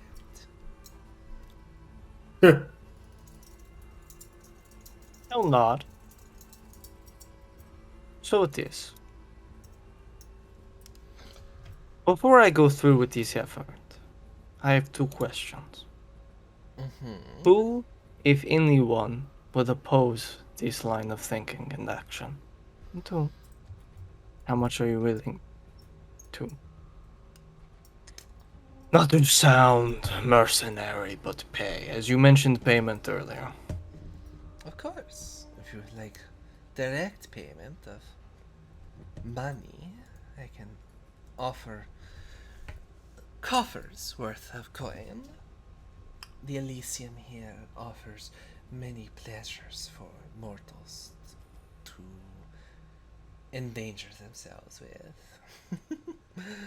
More so a danger to their pockets than anything. However, I can offer much favor. I am the impromptu individual who oft hears of those who owe boons to others, and can maneuver a few things in your favor. The people would have to contest with is Democratis, because he believes in order and a means of providing a long-winded solution to a very quickly resolved problem. And Dionysus, whose heart bleeds anytime a canine squeals for compensation. But you said they're unable to speak, so I believe the chances of them squealing for compensation is quite limited. Yes, but just ensure you do not get rid of all of them. They do serve a purpose.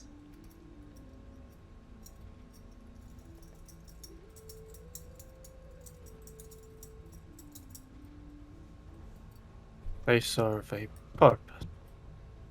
Are the Yes. tunnels not deep enough? Are there even any maps of such a place? What purpose could they be serving, except making sure that the silver mines that once made this city wealthy cannot be touched by mortal hands? Let's see. So, I hate giving in to rumor simply based on hearsay, but they are not the only ones who populate the tunnels. There is something else down there, according to Dionysus's sayings, though no one else goes down there, so there's nothing to confirm. But according to Dionysus, they are consistently digging deeper to deal with the other threats down deep in the tunnels. Again, I cannot confirm, but he is very assured that there is a problem down there that needs dealing with, and that they are dealing with it in their mindless bestial state somehow.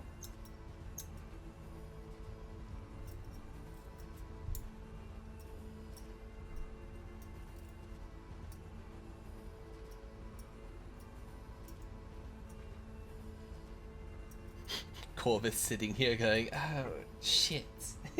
If such a problem does exist, I will be able to replace them tenfold.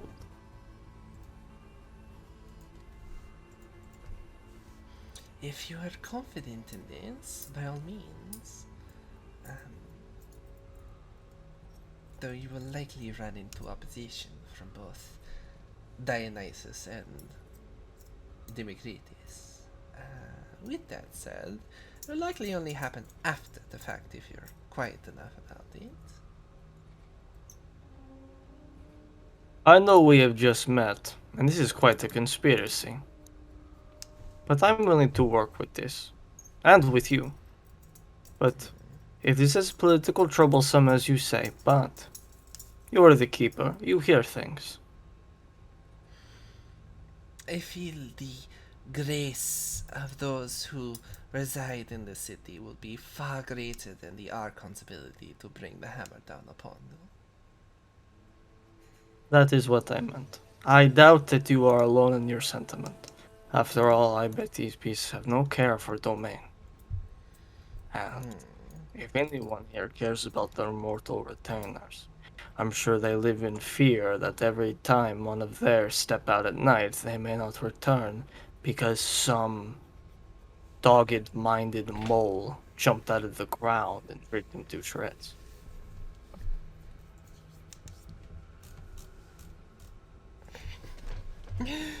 Indeed. Not that that often happens. In all fairness, most of what they have ever nabbed has been a vagrant or a guard occasionally. Surprisingly, no one under the Oath of Blood has been found dead and drained by them. Or I should say Not yet. Not yet, indeed. I was once told that an ounce of prevention was worth a stone of cure.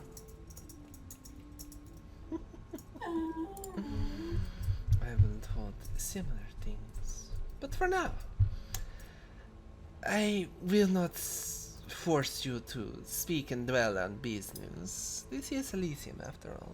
You may partake, though, and sure, she says this and sort of turns, gently placing her fingertips just on his shoulder, so not too far embrace his physical bubble. But she gestures to the rest of the room, where there are mortals scouring about, and they're not to the point of debauchery of, fucking in public, but there is some mouth-to-mouth going on. The ladies are, to be fair, dressed, and it is mostly men. Mostly men getting it on with other men. They are First not time hearing quite that. making out in public. They are more so a little closer than most men often are close, even when drunk, but it's actually more tame amongst the men than it is the men and women. Oh, well. You shouldn't be doing that, but that's not like, I don't need to, like, tell them anything. I mean, Corbus doesn't really, like, have super strong feelings about it himself, because in his mind, his responsibility is not to save people from themselves. It's not his job, that's not what he does. So... Also, it's just not a huge concern of Canaanites as a whole. They're here to extort humanity, not keep it under too much of a rule set. They just have to play within the lines. And Corbus likes helping people, but his idol does not believe in making people help themselves, because that's not... It has to be real, or it doesn't matter. Which is fair. You can't lie. You can lie to me, the priest, but you can't lie to God. So I'll just save everyone some time. And if you don't mean it, you can damn yourself. That's fine. That's your business. Exactly, see? Watch yourself in public. All right, fine. But yes, most are just being a little gluttonous by drinking lots of wine and having lots of grapes alongside it, as well as, well, bread. And they seem to be having a good old time. But she gestures to them and says, "Feel free, have a sip, enjoy yourself. I am known to keep secrets if your preferences are not keen to the public eye. No, I don't try to blackmail you for it."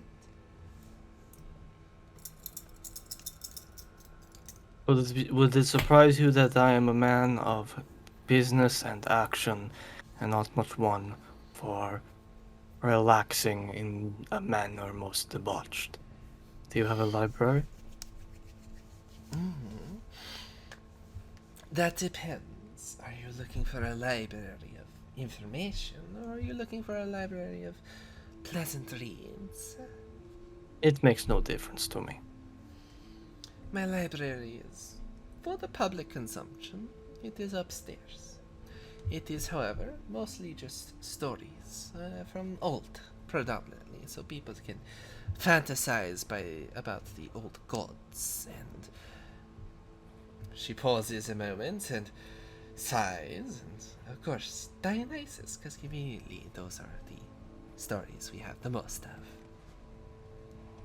Oh, yes. It helps build the mentality of caring little, imparting more. The less the kind worry, the more they are apt to be open to a little bit of the keys. I find that repression is a more effective tool. For when you expose those little ones to the freedom, they simply have nowhere else to go. Let me simply get them back here. we have a method. It is not the same everywhere, but feel free to go read. There are many stories, not just from here.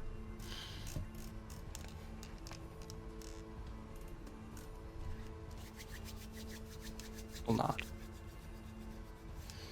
And with that, we will, as Corbus heads upstairs, likely to at least give a gander at the books.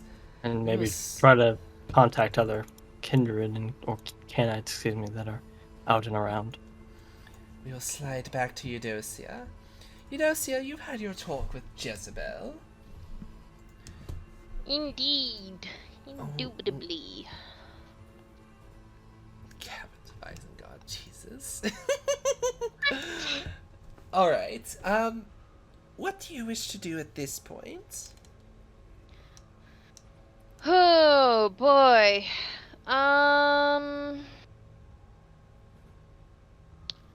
Let's see. How far do I want to wander tonight? Um,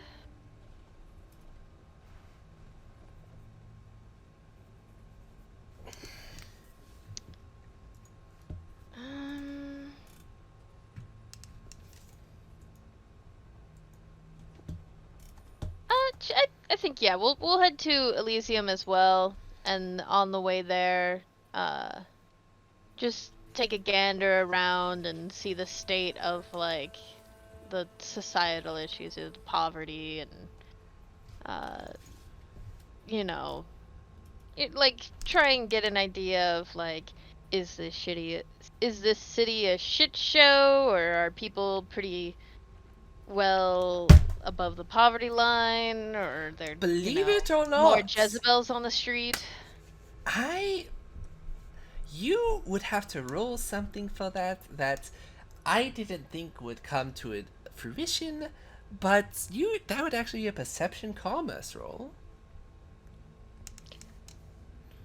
Okay. Difficulty 6, I believe it's +1 for not having it if you don't have it. I do not have it. Yes. That is Look, So man. difficulty 7. No, I was doing some reading because I was trying to see if Legerdemain would actually work for things like Streetwise, and actually Commerce works better for filling in the Streetwise role, which I find really odd, in terms of how it's described at least. Yes, T, I know the poverty line is like the bottom of the barrel in the Middle Ages, and also probably the standard.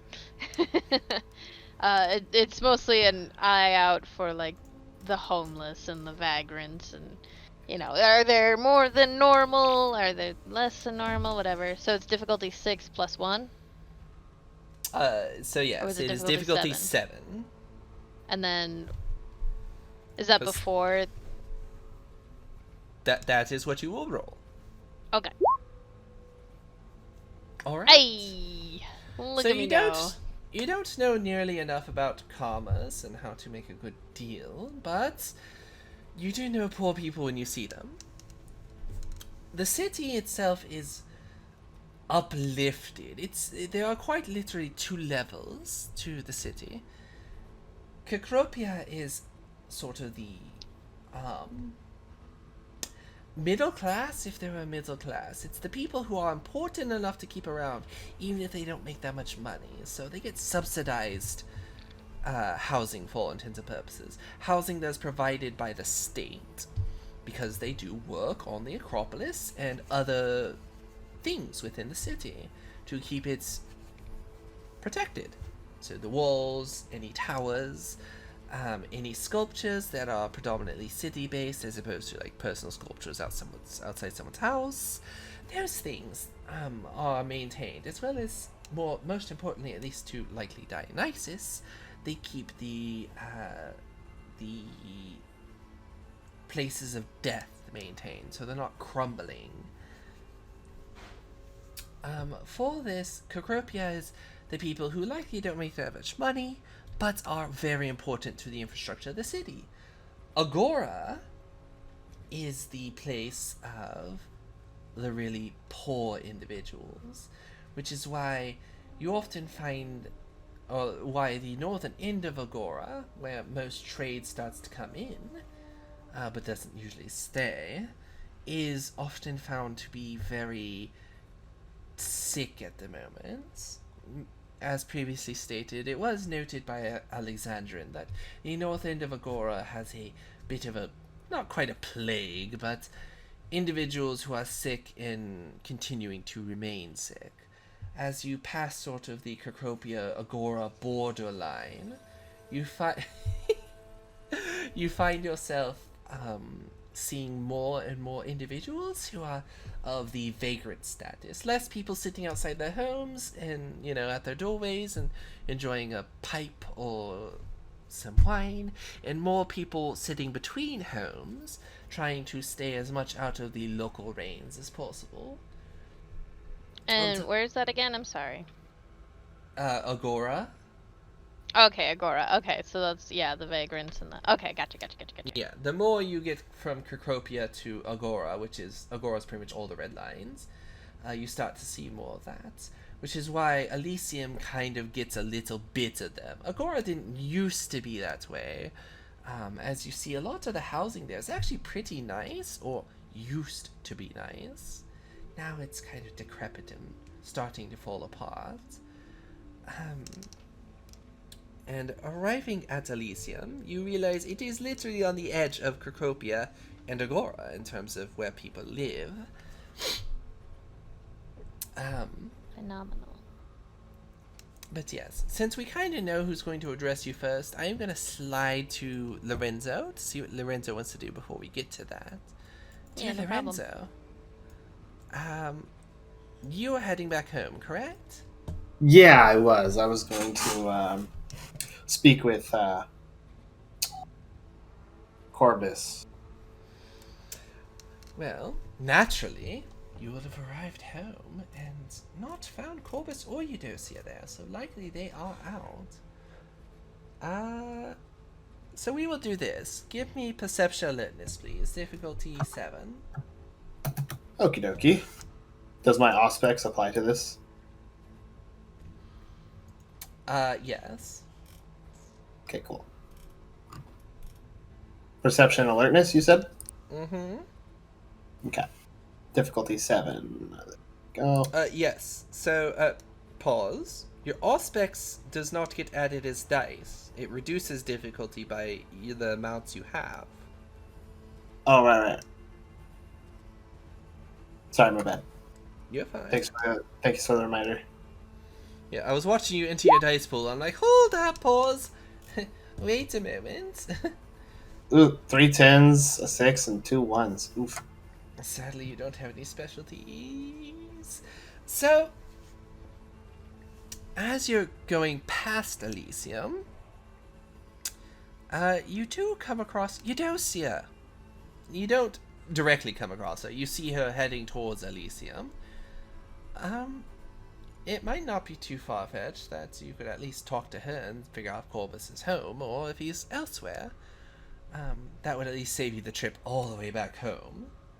True. Eudocia. Wasn't expecting to run into you. Do you know where Corbus is? Not home. I had been a little busy, so I did not hear where he went, but I know he left, and my assumption would be either Elysium or the Archons, and considering you just came from that direction and did not see him, Elysium is a fair guess.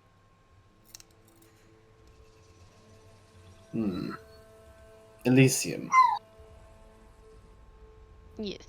That is where I am headed, not specifically for Corbus, more to see the state of things around here, which is poor, to say the least. Yes. I'm sorry, my dog keeps whining at me, and it is so distracting. You're okay, I was just like, I've given her all of her needs, she just won't leave me alone. Rip. Throw her into the dungeon. That was in your dungeon. Getting She ready to. will. You're. I don't know if Eudocia would have taken a horse. Probably. It looks kind of far, and she'd have to go around the cliff. So, she would just gesture with her hand and. Would you like to come with me? Not exactly my kind of place. And the matter that I wish to speak with Corbus about, I'd rather speak with him in private about, as well as you. Fair If you see enough. him in there, can you ask him to speak with me? I'd like to speak with both of you at once about this matter. Of course, I will send him home and follow after him pretty quickly. Thank you, Eudocia.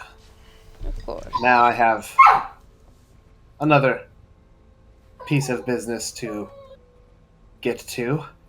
It's the matter of feeding. Mm. Before I would be assisted. But, as you know, my help is no longer here. Would you be willing to help me? Of course. How can I do so? Eudocia, you need to grab him food. If you're going to help him, that is. Yeah. We would lure the. I don't want to call it victim, but prey. Of course, I understand. You lure them And I away would- to you, I see. Yes. It was an efficient strategy. I never took more than was necessary. Of course. I do not know much about the Cappadocians, I apologize, but do you need a particular being, or am I free to just find the healthiest man? In all fairness, Lorenzo, you could just grab a homeless person. I could. I have. Let me double check my. Yes. There are some prey that I refuse to feed upon. Children, pregnant women, and my fellow scholars. Oh, fair enough. Then I can just lure a worker tired from his day and looking for a warm bed off and bring him to you. Thank you. Of course. It is not a problem. I guess we'll do that. Gonna use my booba to get him dinner. All right. Appearance subterfuge. Difficulty 5. You wanna know a fun fact? This is the first Sure. time I'm using that. Yes, because every other time you'd be using it would probably get someone killed. I mean, this still is likely That's going to fair. get someone killed, but yeah. Yeah. I also can't use this to hunt unless they are very gay because I need second daughters. But yes, I got 3 Indeed. successes. Bring me the beefy himbos. That's what I'm looking for!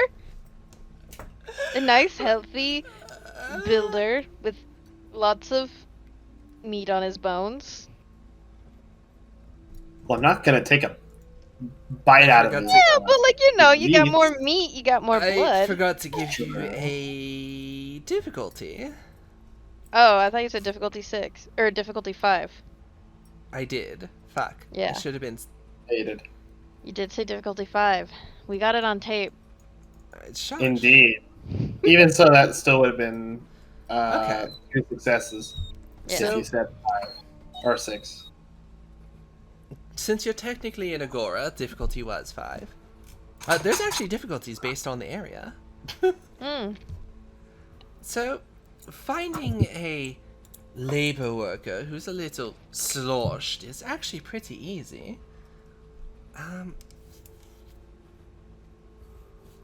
You find a nice stout man that even normal feeding might be a little undercutting on him, as he's not terribly tall, he's just in good shape, and appears pretty healthy overall. He's drunk, but, I mean, that's about it. And he is all about the Eudocia booba. Oh no, I'm gonna get drunk from feeding on this guy, aren't I?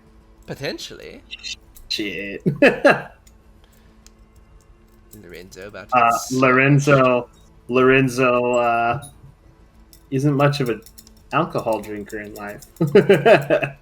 You drink here and there. That's Never enough to get independent. sloshed. It was just the usual daily blood of Christ, you know. the weekly blood of Christ. There we go. So, they bring him back, and they're reasonably sloshed enough that, Lorenzo, you really don't have to try to get a nice place to bite. So you may, give me perception medicine if you have medicine. If you don't have medicine, then we won't worry about it. I have medicine. 2 dots. Alright, Nice. give me that Perception roll, medicine. difficulty 6.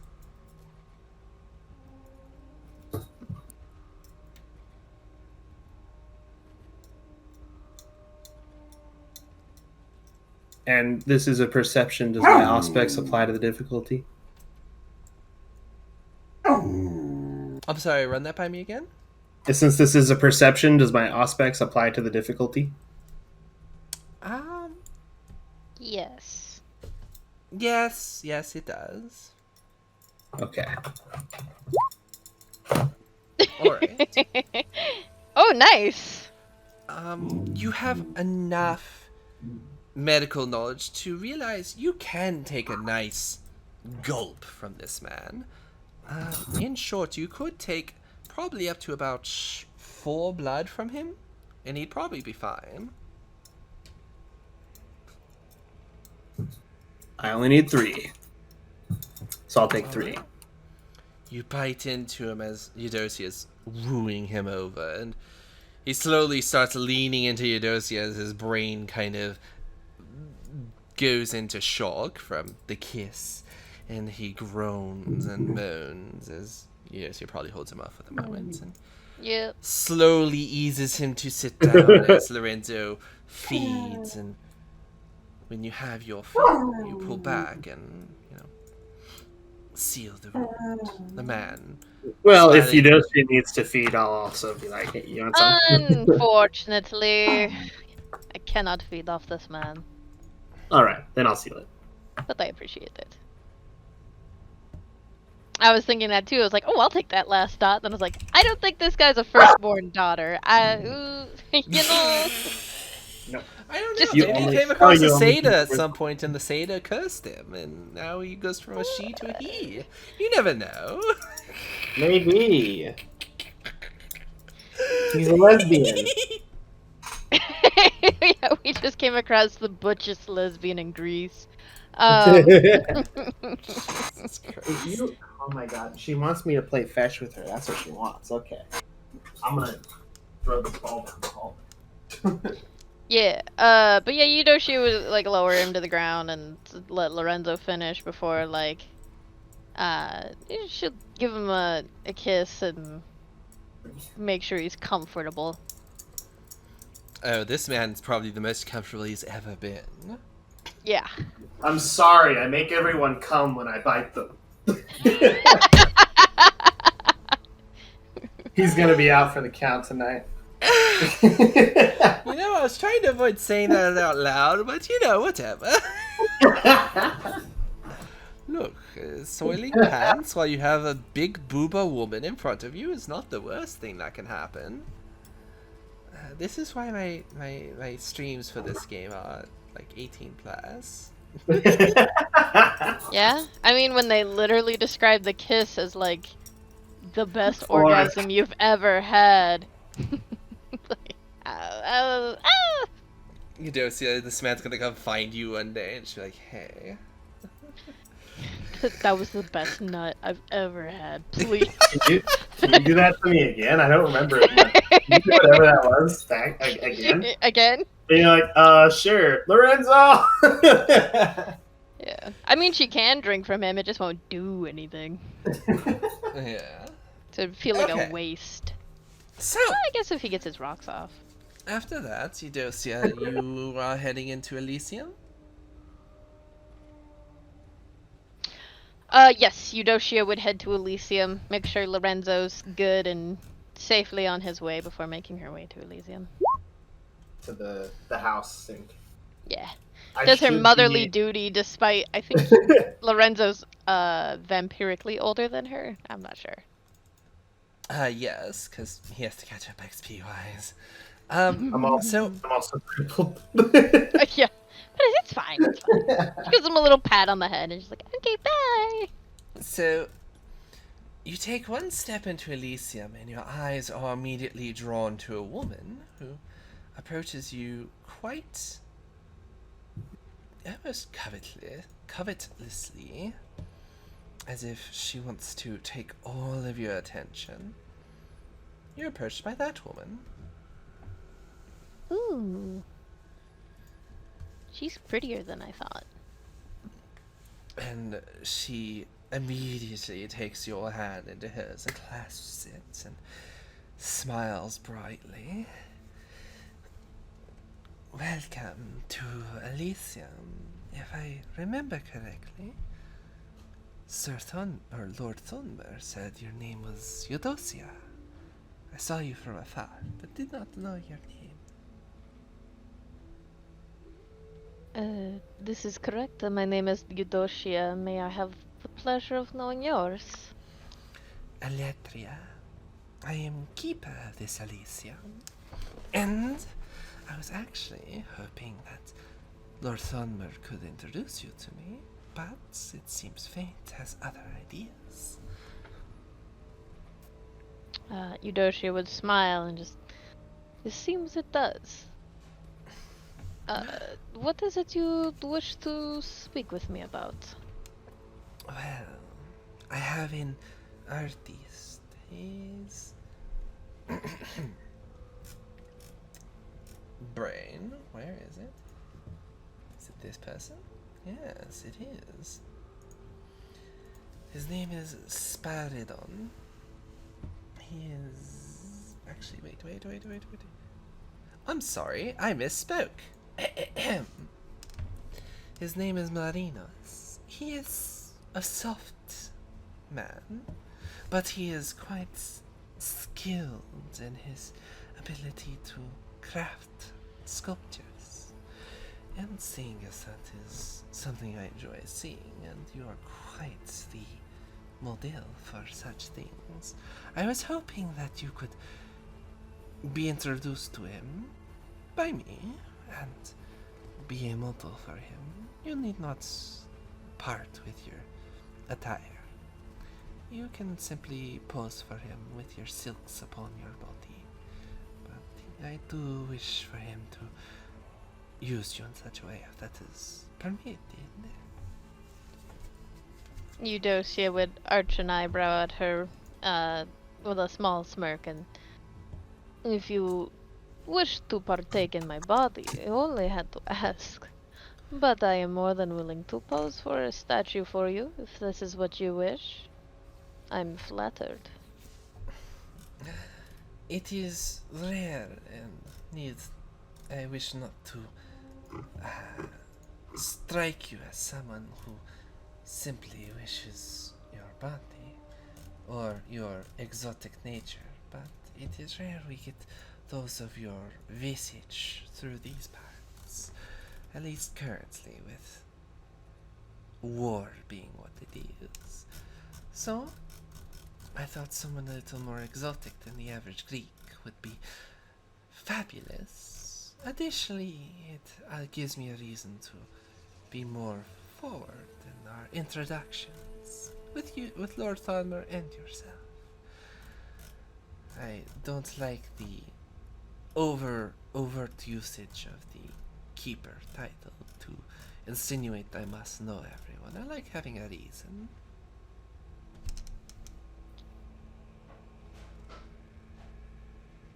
Eudocia would pause for a moment, Before nodding her head and giving the woman's hand a squeeze in her icy grip before leaning closer and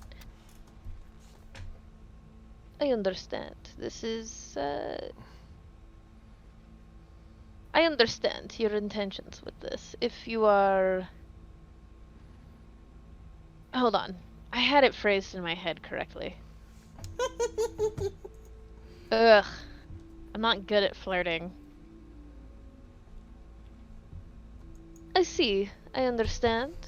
It is a pleasure to meet you, but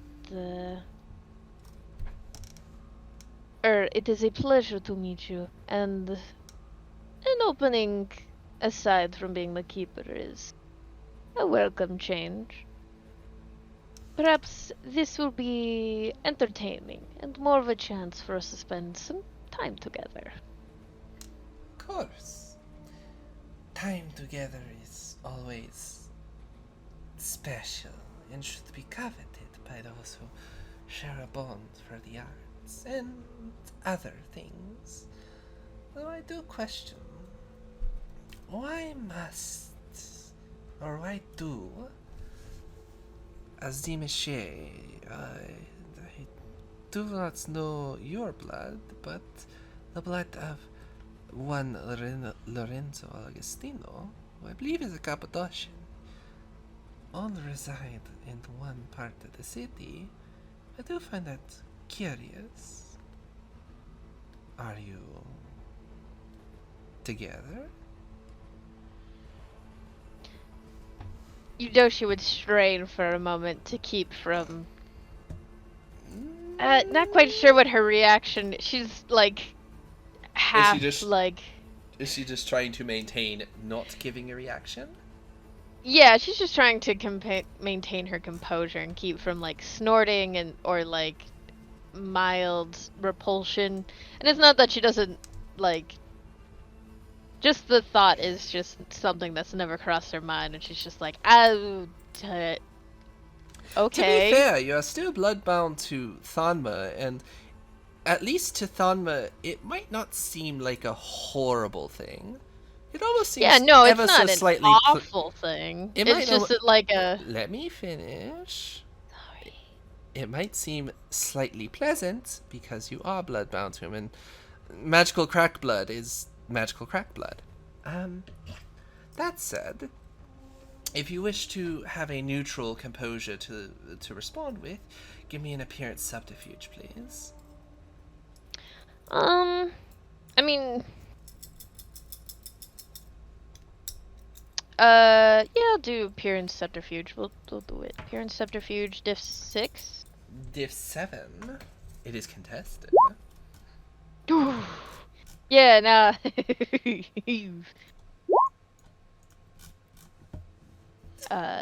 She would step back for a moment, a hand going to her chest as she, like, stares at, Eletria. Mm-hmm. And just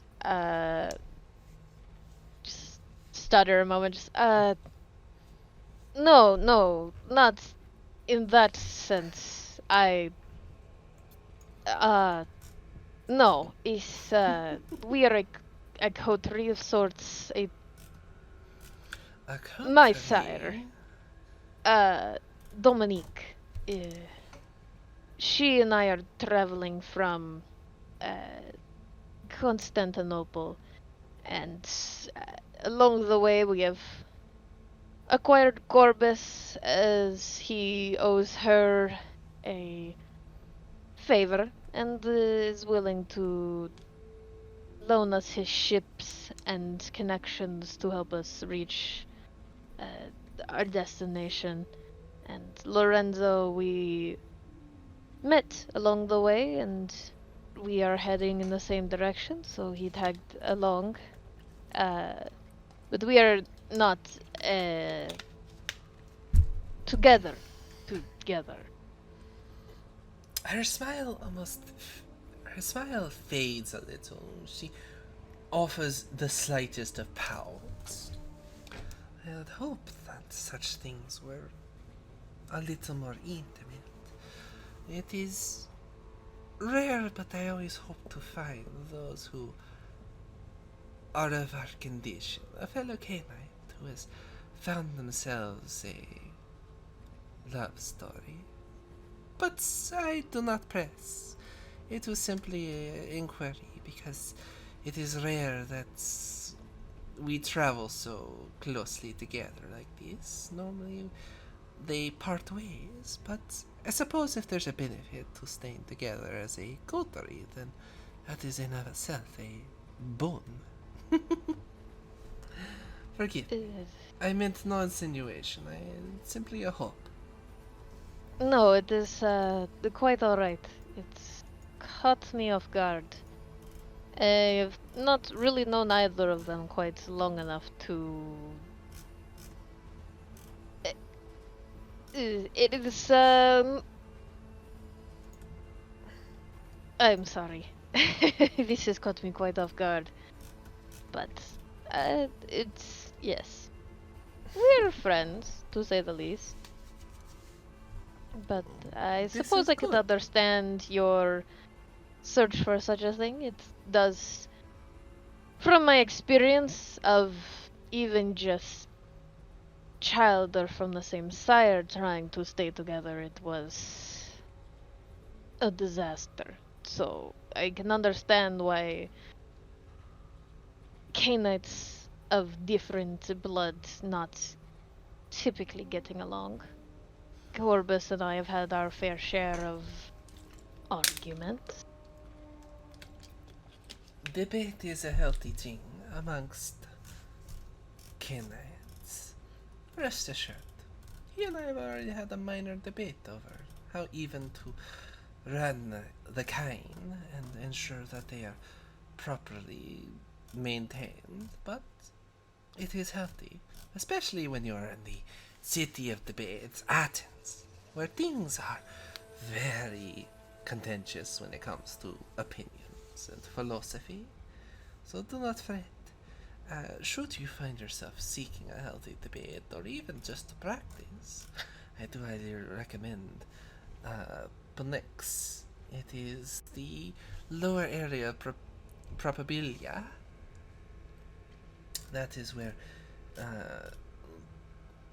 the intelligent ones like to go and present their arguments and methods for determining their thought processes, I suppose.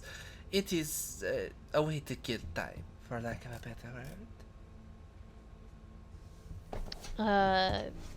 Eudocia would entwine her fingers with Eletria and pull her close before kissing her knuckles and just... If I needed to kill time, I think I would search you out before listening to men babble on their opinions. Give me a manipulation subterfuge, please. Difficulty 6. Someone doesn't like philosophy. Tua loves philosophy. Eudocia is a little sick of it after living in a harem for pretty much her whole life. Her eyes narrow in a more accepting fashion as she stares back into Eudocia's and... Need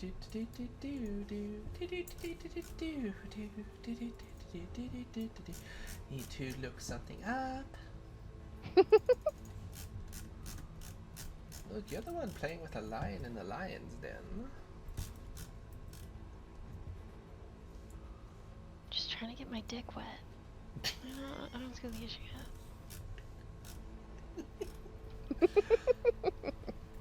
She started it. She came up to me and was like, I want a sculpture of your beauty. And Eudocia was like, okay, you want to fuck?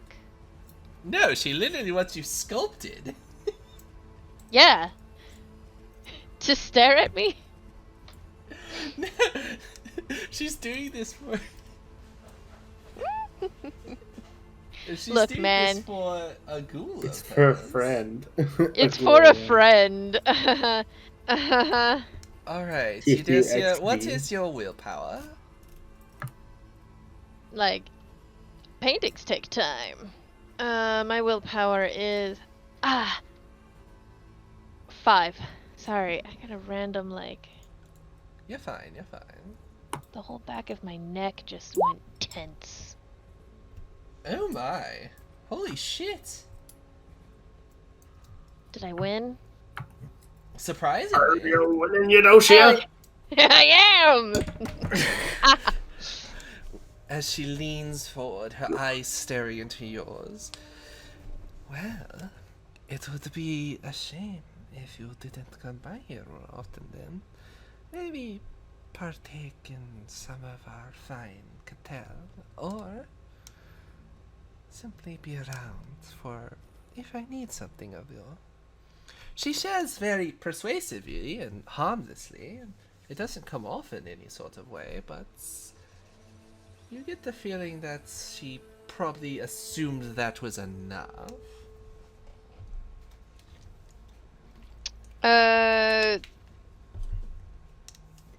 Now, whether you want to call her out on it is another story. Eudocia would lean down to whisper in her ear and just, you do not need to use your powers to convince me to visit. But I'm flattered that you tried anyway. And then she will pull back before giving her hand a squeeze, and I will be sure to keep you to this word, and I will visit quite frequently while I'm staying here. Although I unfortunately do need to seek out Corbus, as Lorenzo needs to speak with him. You do get a pleasant look of slight embarrassment on Alatria, and her eyes sort of widen just a bit, as she seems to be pretty confident this often works. However, she does smile and relax a little at your comment, and eases her hand away. Forgive me, it is reactionary when I feel I have something I want in my grasps.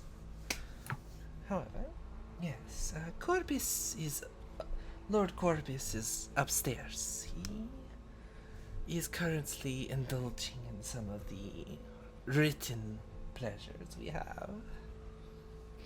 Eudocia's eyebrow would go up at indulging before, almost an eye roll as she finishes saying, written pleasures, and she's like, alright, yeah, that makes more sense. Fucking nerd goes to a bathhouse to read. I'm just teasing, but she will nod, and I assume she gestures to the library, or...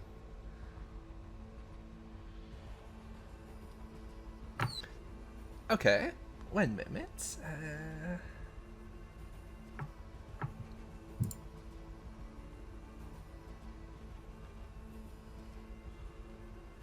Interesting. Sorry, reading what T wrote down regarding serfdom in Athens. Oh, yeah. All right. I mean, that matches then, because that's essentially what Kerkopia is. It is literally that's how it's described in the book anyway, from which I took this from, is that they are basically people who live on subsidized housing to little pay, and they basically work on city projects, or they get booted out of the houses. Yeah, the rent is paid in labor. Yep, because that's because their ancestors agreed to it to be, because basically, I could give you a history lesson after game. Yeah. T! Yes. Was that my father restraint did that you before showed? me, and his father before him, and his before him, and this is how it's Good always job, been T. done. Legitimately, you stopped yourself. Normally I have to say something. Thank you. I do appreciate that. I just realized how much context it is going to be long.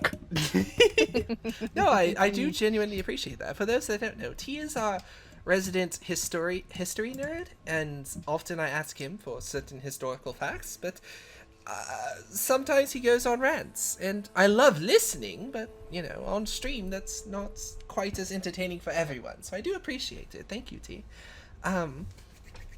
we will discuss it afterwards. With that said, Corbus and Eudocia will be talking shortly. Lorenzo, was there anything you wish to do with your evening after feeding? Yes, I'll be in the library in the house, checking on these books for any that I haven't read yet.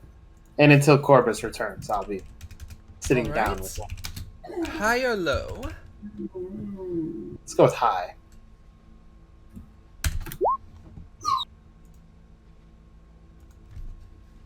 Alright. The roll Cursed. is 45, and you said high, so... Something, potentially, happens somewhere at some time. Probably around you. Would you stop playing at me, dog? Listen, I threw the ball like 20 times, and she still wants more. Pretend to throw the ball. I did earlier, and she just stared at me. Simultaneously too dependent and too smart for you. I do want to add that before Eudocia would walk away, she'd tilt Electria's face up and give her a kiss on the cheek, and then go. Okay. A parting gift. Eudocia flirting with an individual who is no longer on humanity. I appreciate it. She's in the palm of my hand. To be fair, you did have her on the back end by not being enthralled by her in the same way others were. Yes, that gave me a big big boost there. That was just poor roll on her part. She thinks I'm strong now. Dear Lorenzo, since you're going to be reading, we will do after this session, we will do a research roll for you. Okay. Corbus and Eudocia. Corbus, you're mid-reading your own book. This one more fictitious and definitely well written, but you know, it is a book about stories that happened in a faraway land. It's called Greece. Wait a second. It says, What a miserable view of the afterlife. as Eudocia rises into the second floor, where things are much quieter, easier to read. It's like something is nulling the sound from downstairs, to say nothing of stone walls. And I will give you to the scene.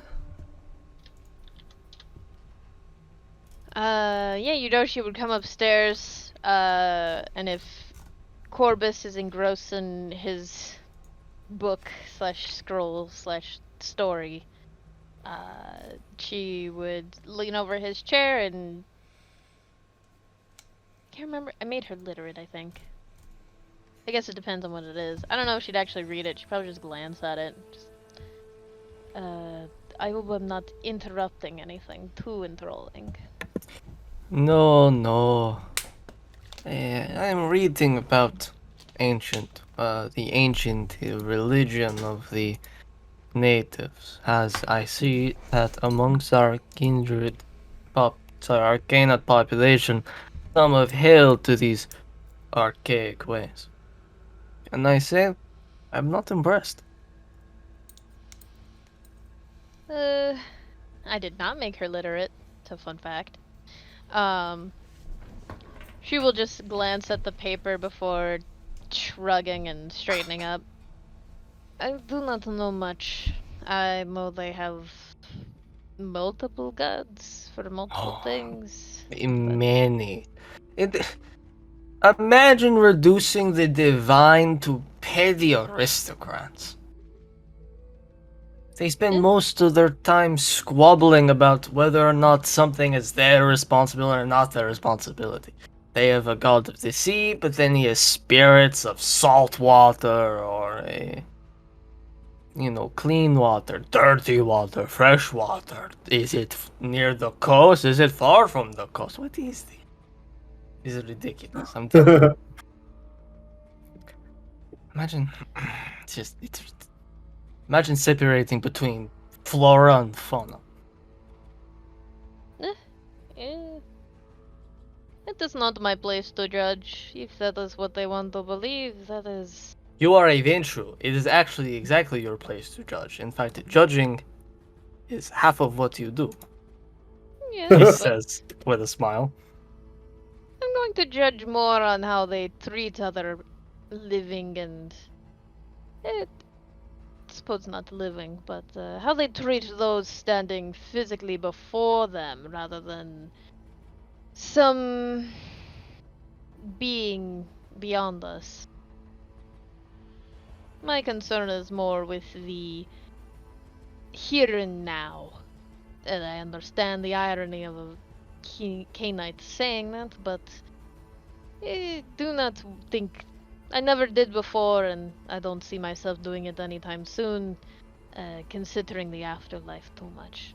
It is a thing that comes to all, whether you believe in multiple gods, or one god, or no god. No god. And who have you met who could live such a way? There are those that believe in just the planet Earth is just a mother Earth, and we are just children of the Earth who live and die and return to the Earth only to come back again as plants or animals of such. How very cruel. Is it? I mean, if you're Think not about conscious of it. Think about your life for a moment. And to know this is as good as it comes. How very cruel indeed. Yes, Watch well, animals in the Corbus, wild. I would much rather be a squirrel running through the trees than watch my daughter die in my hands again. Now, Except he Lorenzo is will as a searching for you. squirrel. Time and time again. But as a squirrel, it does not matter. How would As a you squirrel, know? I I can make speak to money. animals all the time. Right. Then I don't see why you have issue. They suffer. Languish in it. And do we not suffer? Do we not suffer every single day that we walk this earth? At least there's something we can do about it. Is Animals there? languish in infinite confusion. They feel the pain, but they never understand their pain. Incapable of moving beyond. So that it is languish and suffering.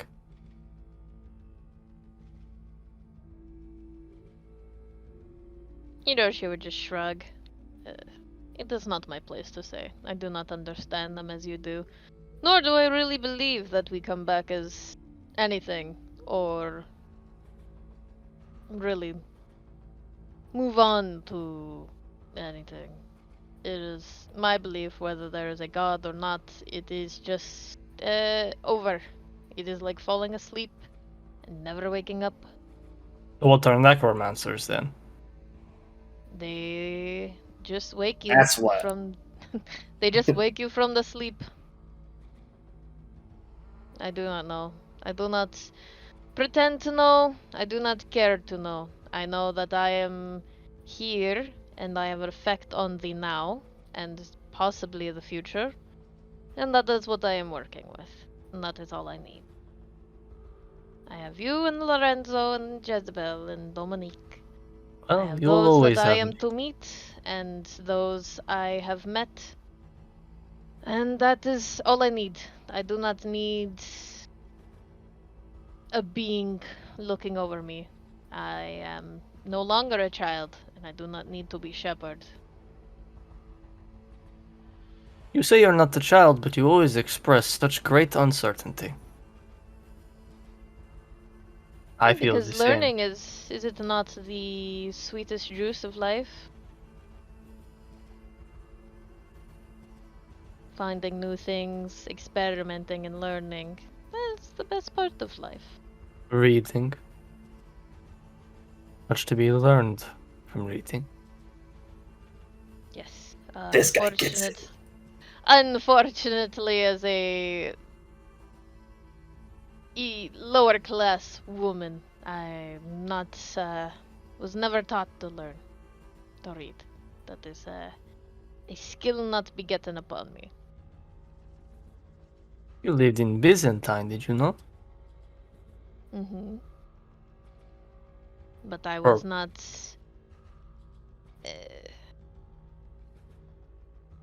I was little more than just a slave, to be honest. Ah.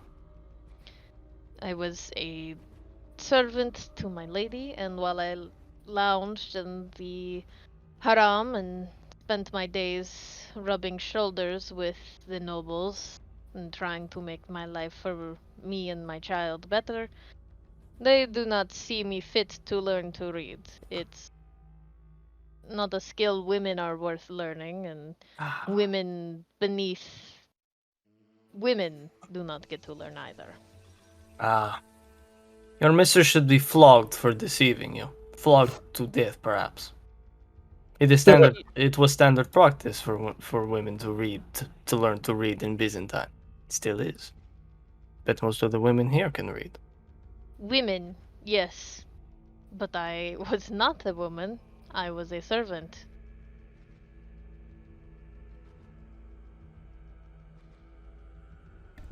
As you two speak, another arises to your written chamber. Ooh. You both see.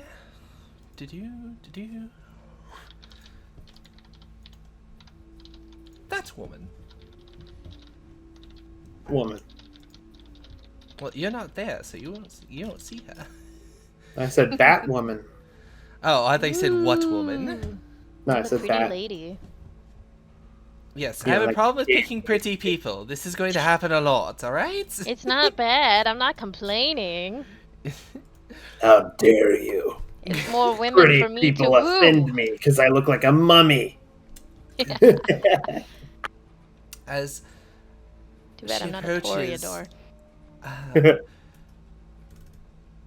Like these pretty people. she like looks trading fairly cards. young, like barely beyond the cusp of maybe 16 or 17 years old. Her face and her body never fully acclimated to womanhood in terms of, filling out and muscles balancing out and that sort of thing. As she steps closer, her hands folded over her, front, she offers a slight hip to head bow and a polite expression, though it's not quite a smile. Lord Thunmer and his companion Eudocia, I believe it is. I am Fiona, and I wish to speak to you about your those who worship the forest. I believe we can come to an agreement about something. And that is yes. where we will actually leave this evening. Eudocia ever mentioned that Lorenzo wanted to talk to Corbus? Yes. Okay, cool. I think I might have will been assure my you dog during that. that unfortunately every time Eudocia and Corbus talk, it will devolve into just the longest conversation you've ever heard in your entire life. But And I don't philosophy. do that on purpose. Hey, Both are I mean, just I'm waiting for my moment to have that with him. Right. They both, one believes in the power of people, and one believes in the power of God. And there will Yep. always be some modicum of contention there, and I suspect that'll be a journey we will have throughout the entirety of the Chronicle, and we will likely come to even a greater fulcrum when we start involving death, because though Corbus does believe in the afterlife, it does bring up questions why the hell a necromancer can just take people who are under God's protection and use them however he wishes. Well, I actually have answers to all those questions.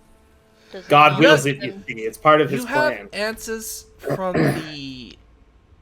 the perspective of someone who has faith, but not explicitly someone who practices necromancy. Well, I mean, if you described the Shadowlands, it's identical to Purgatory. It That's actually just fair. is Purgatory. That's fair.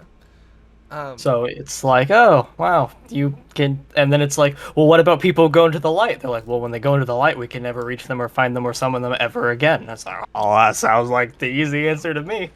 You can find people in hell, you can find people in Purgatory, but when they go into the good night, they're gone. Disappeared. Never to be seen again. And that's when the Fae take them. No. Could be, Oh no, not the Fae. but you can go to the dream. The Fae. Keep him away from me. Bring I me can't the go to the Fae. dreaming, but you can go to the dreaming. So those people would still be findable. Oh my god.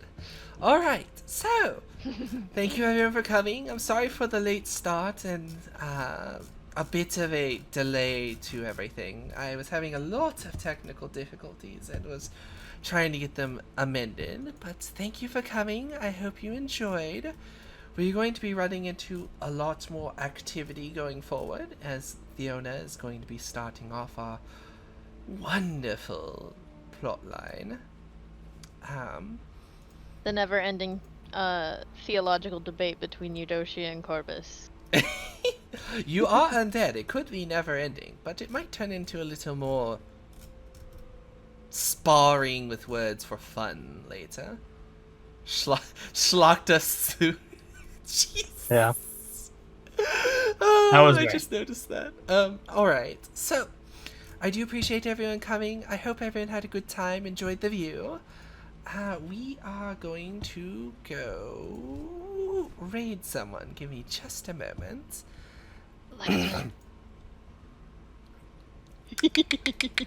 Please clap.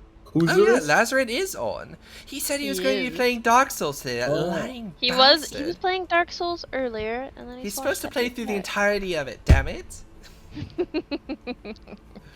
Anyway, I guess if we get in there, we'll get an explanation.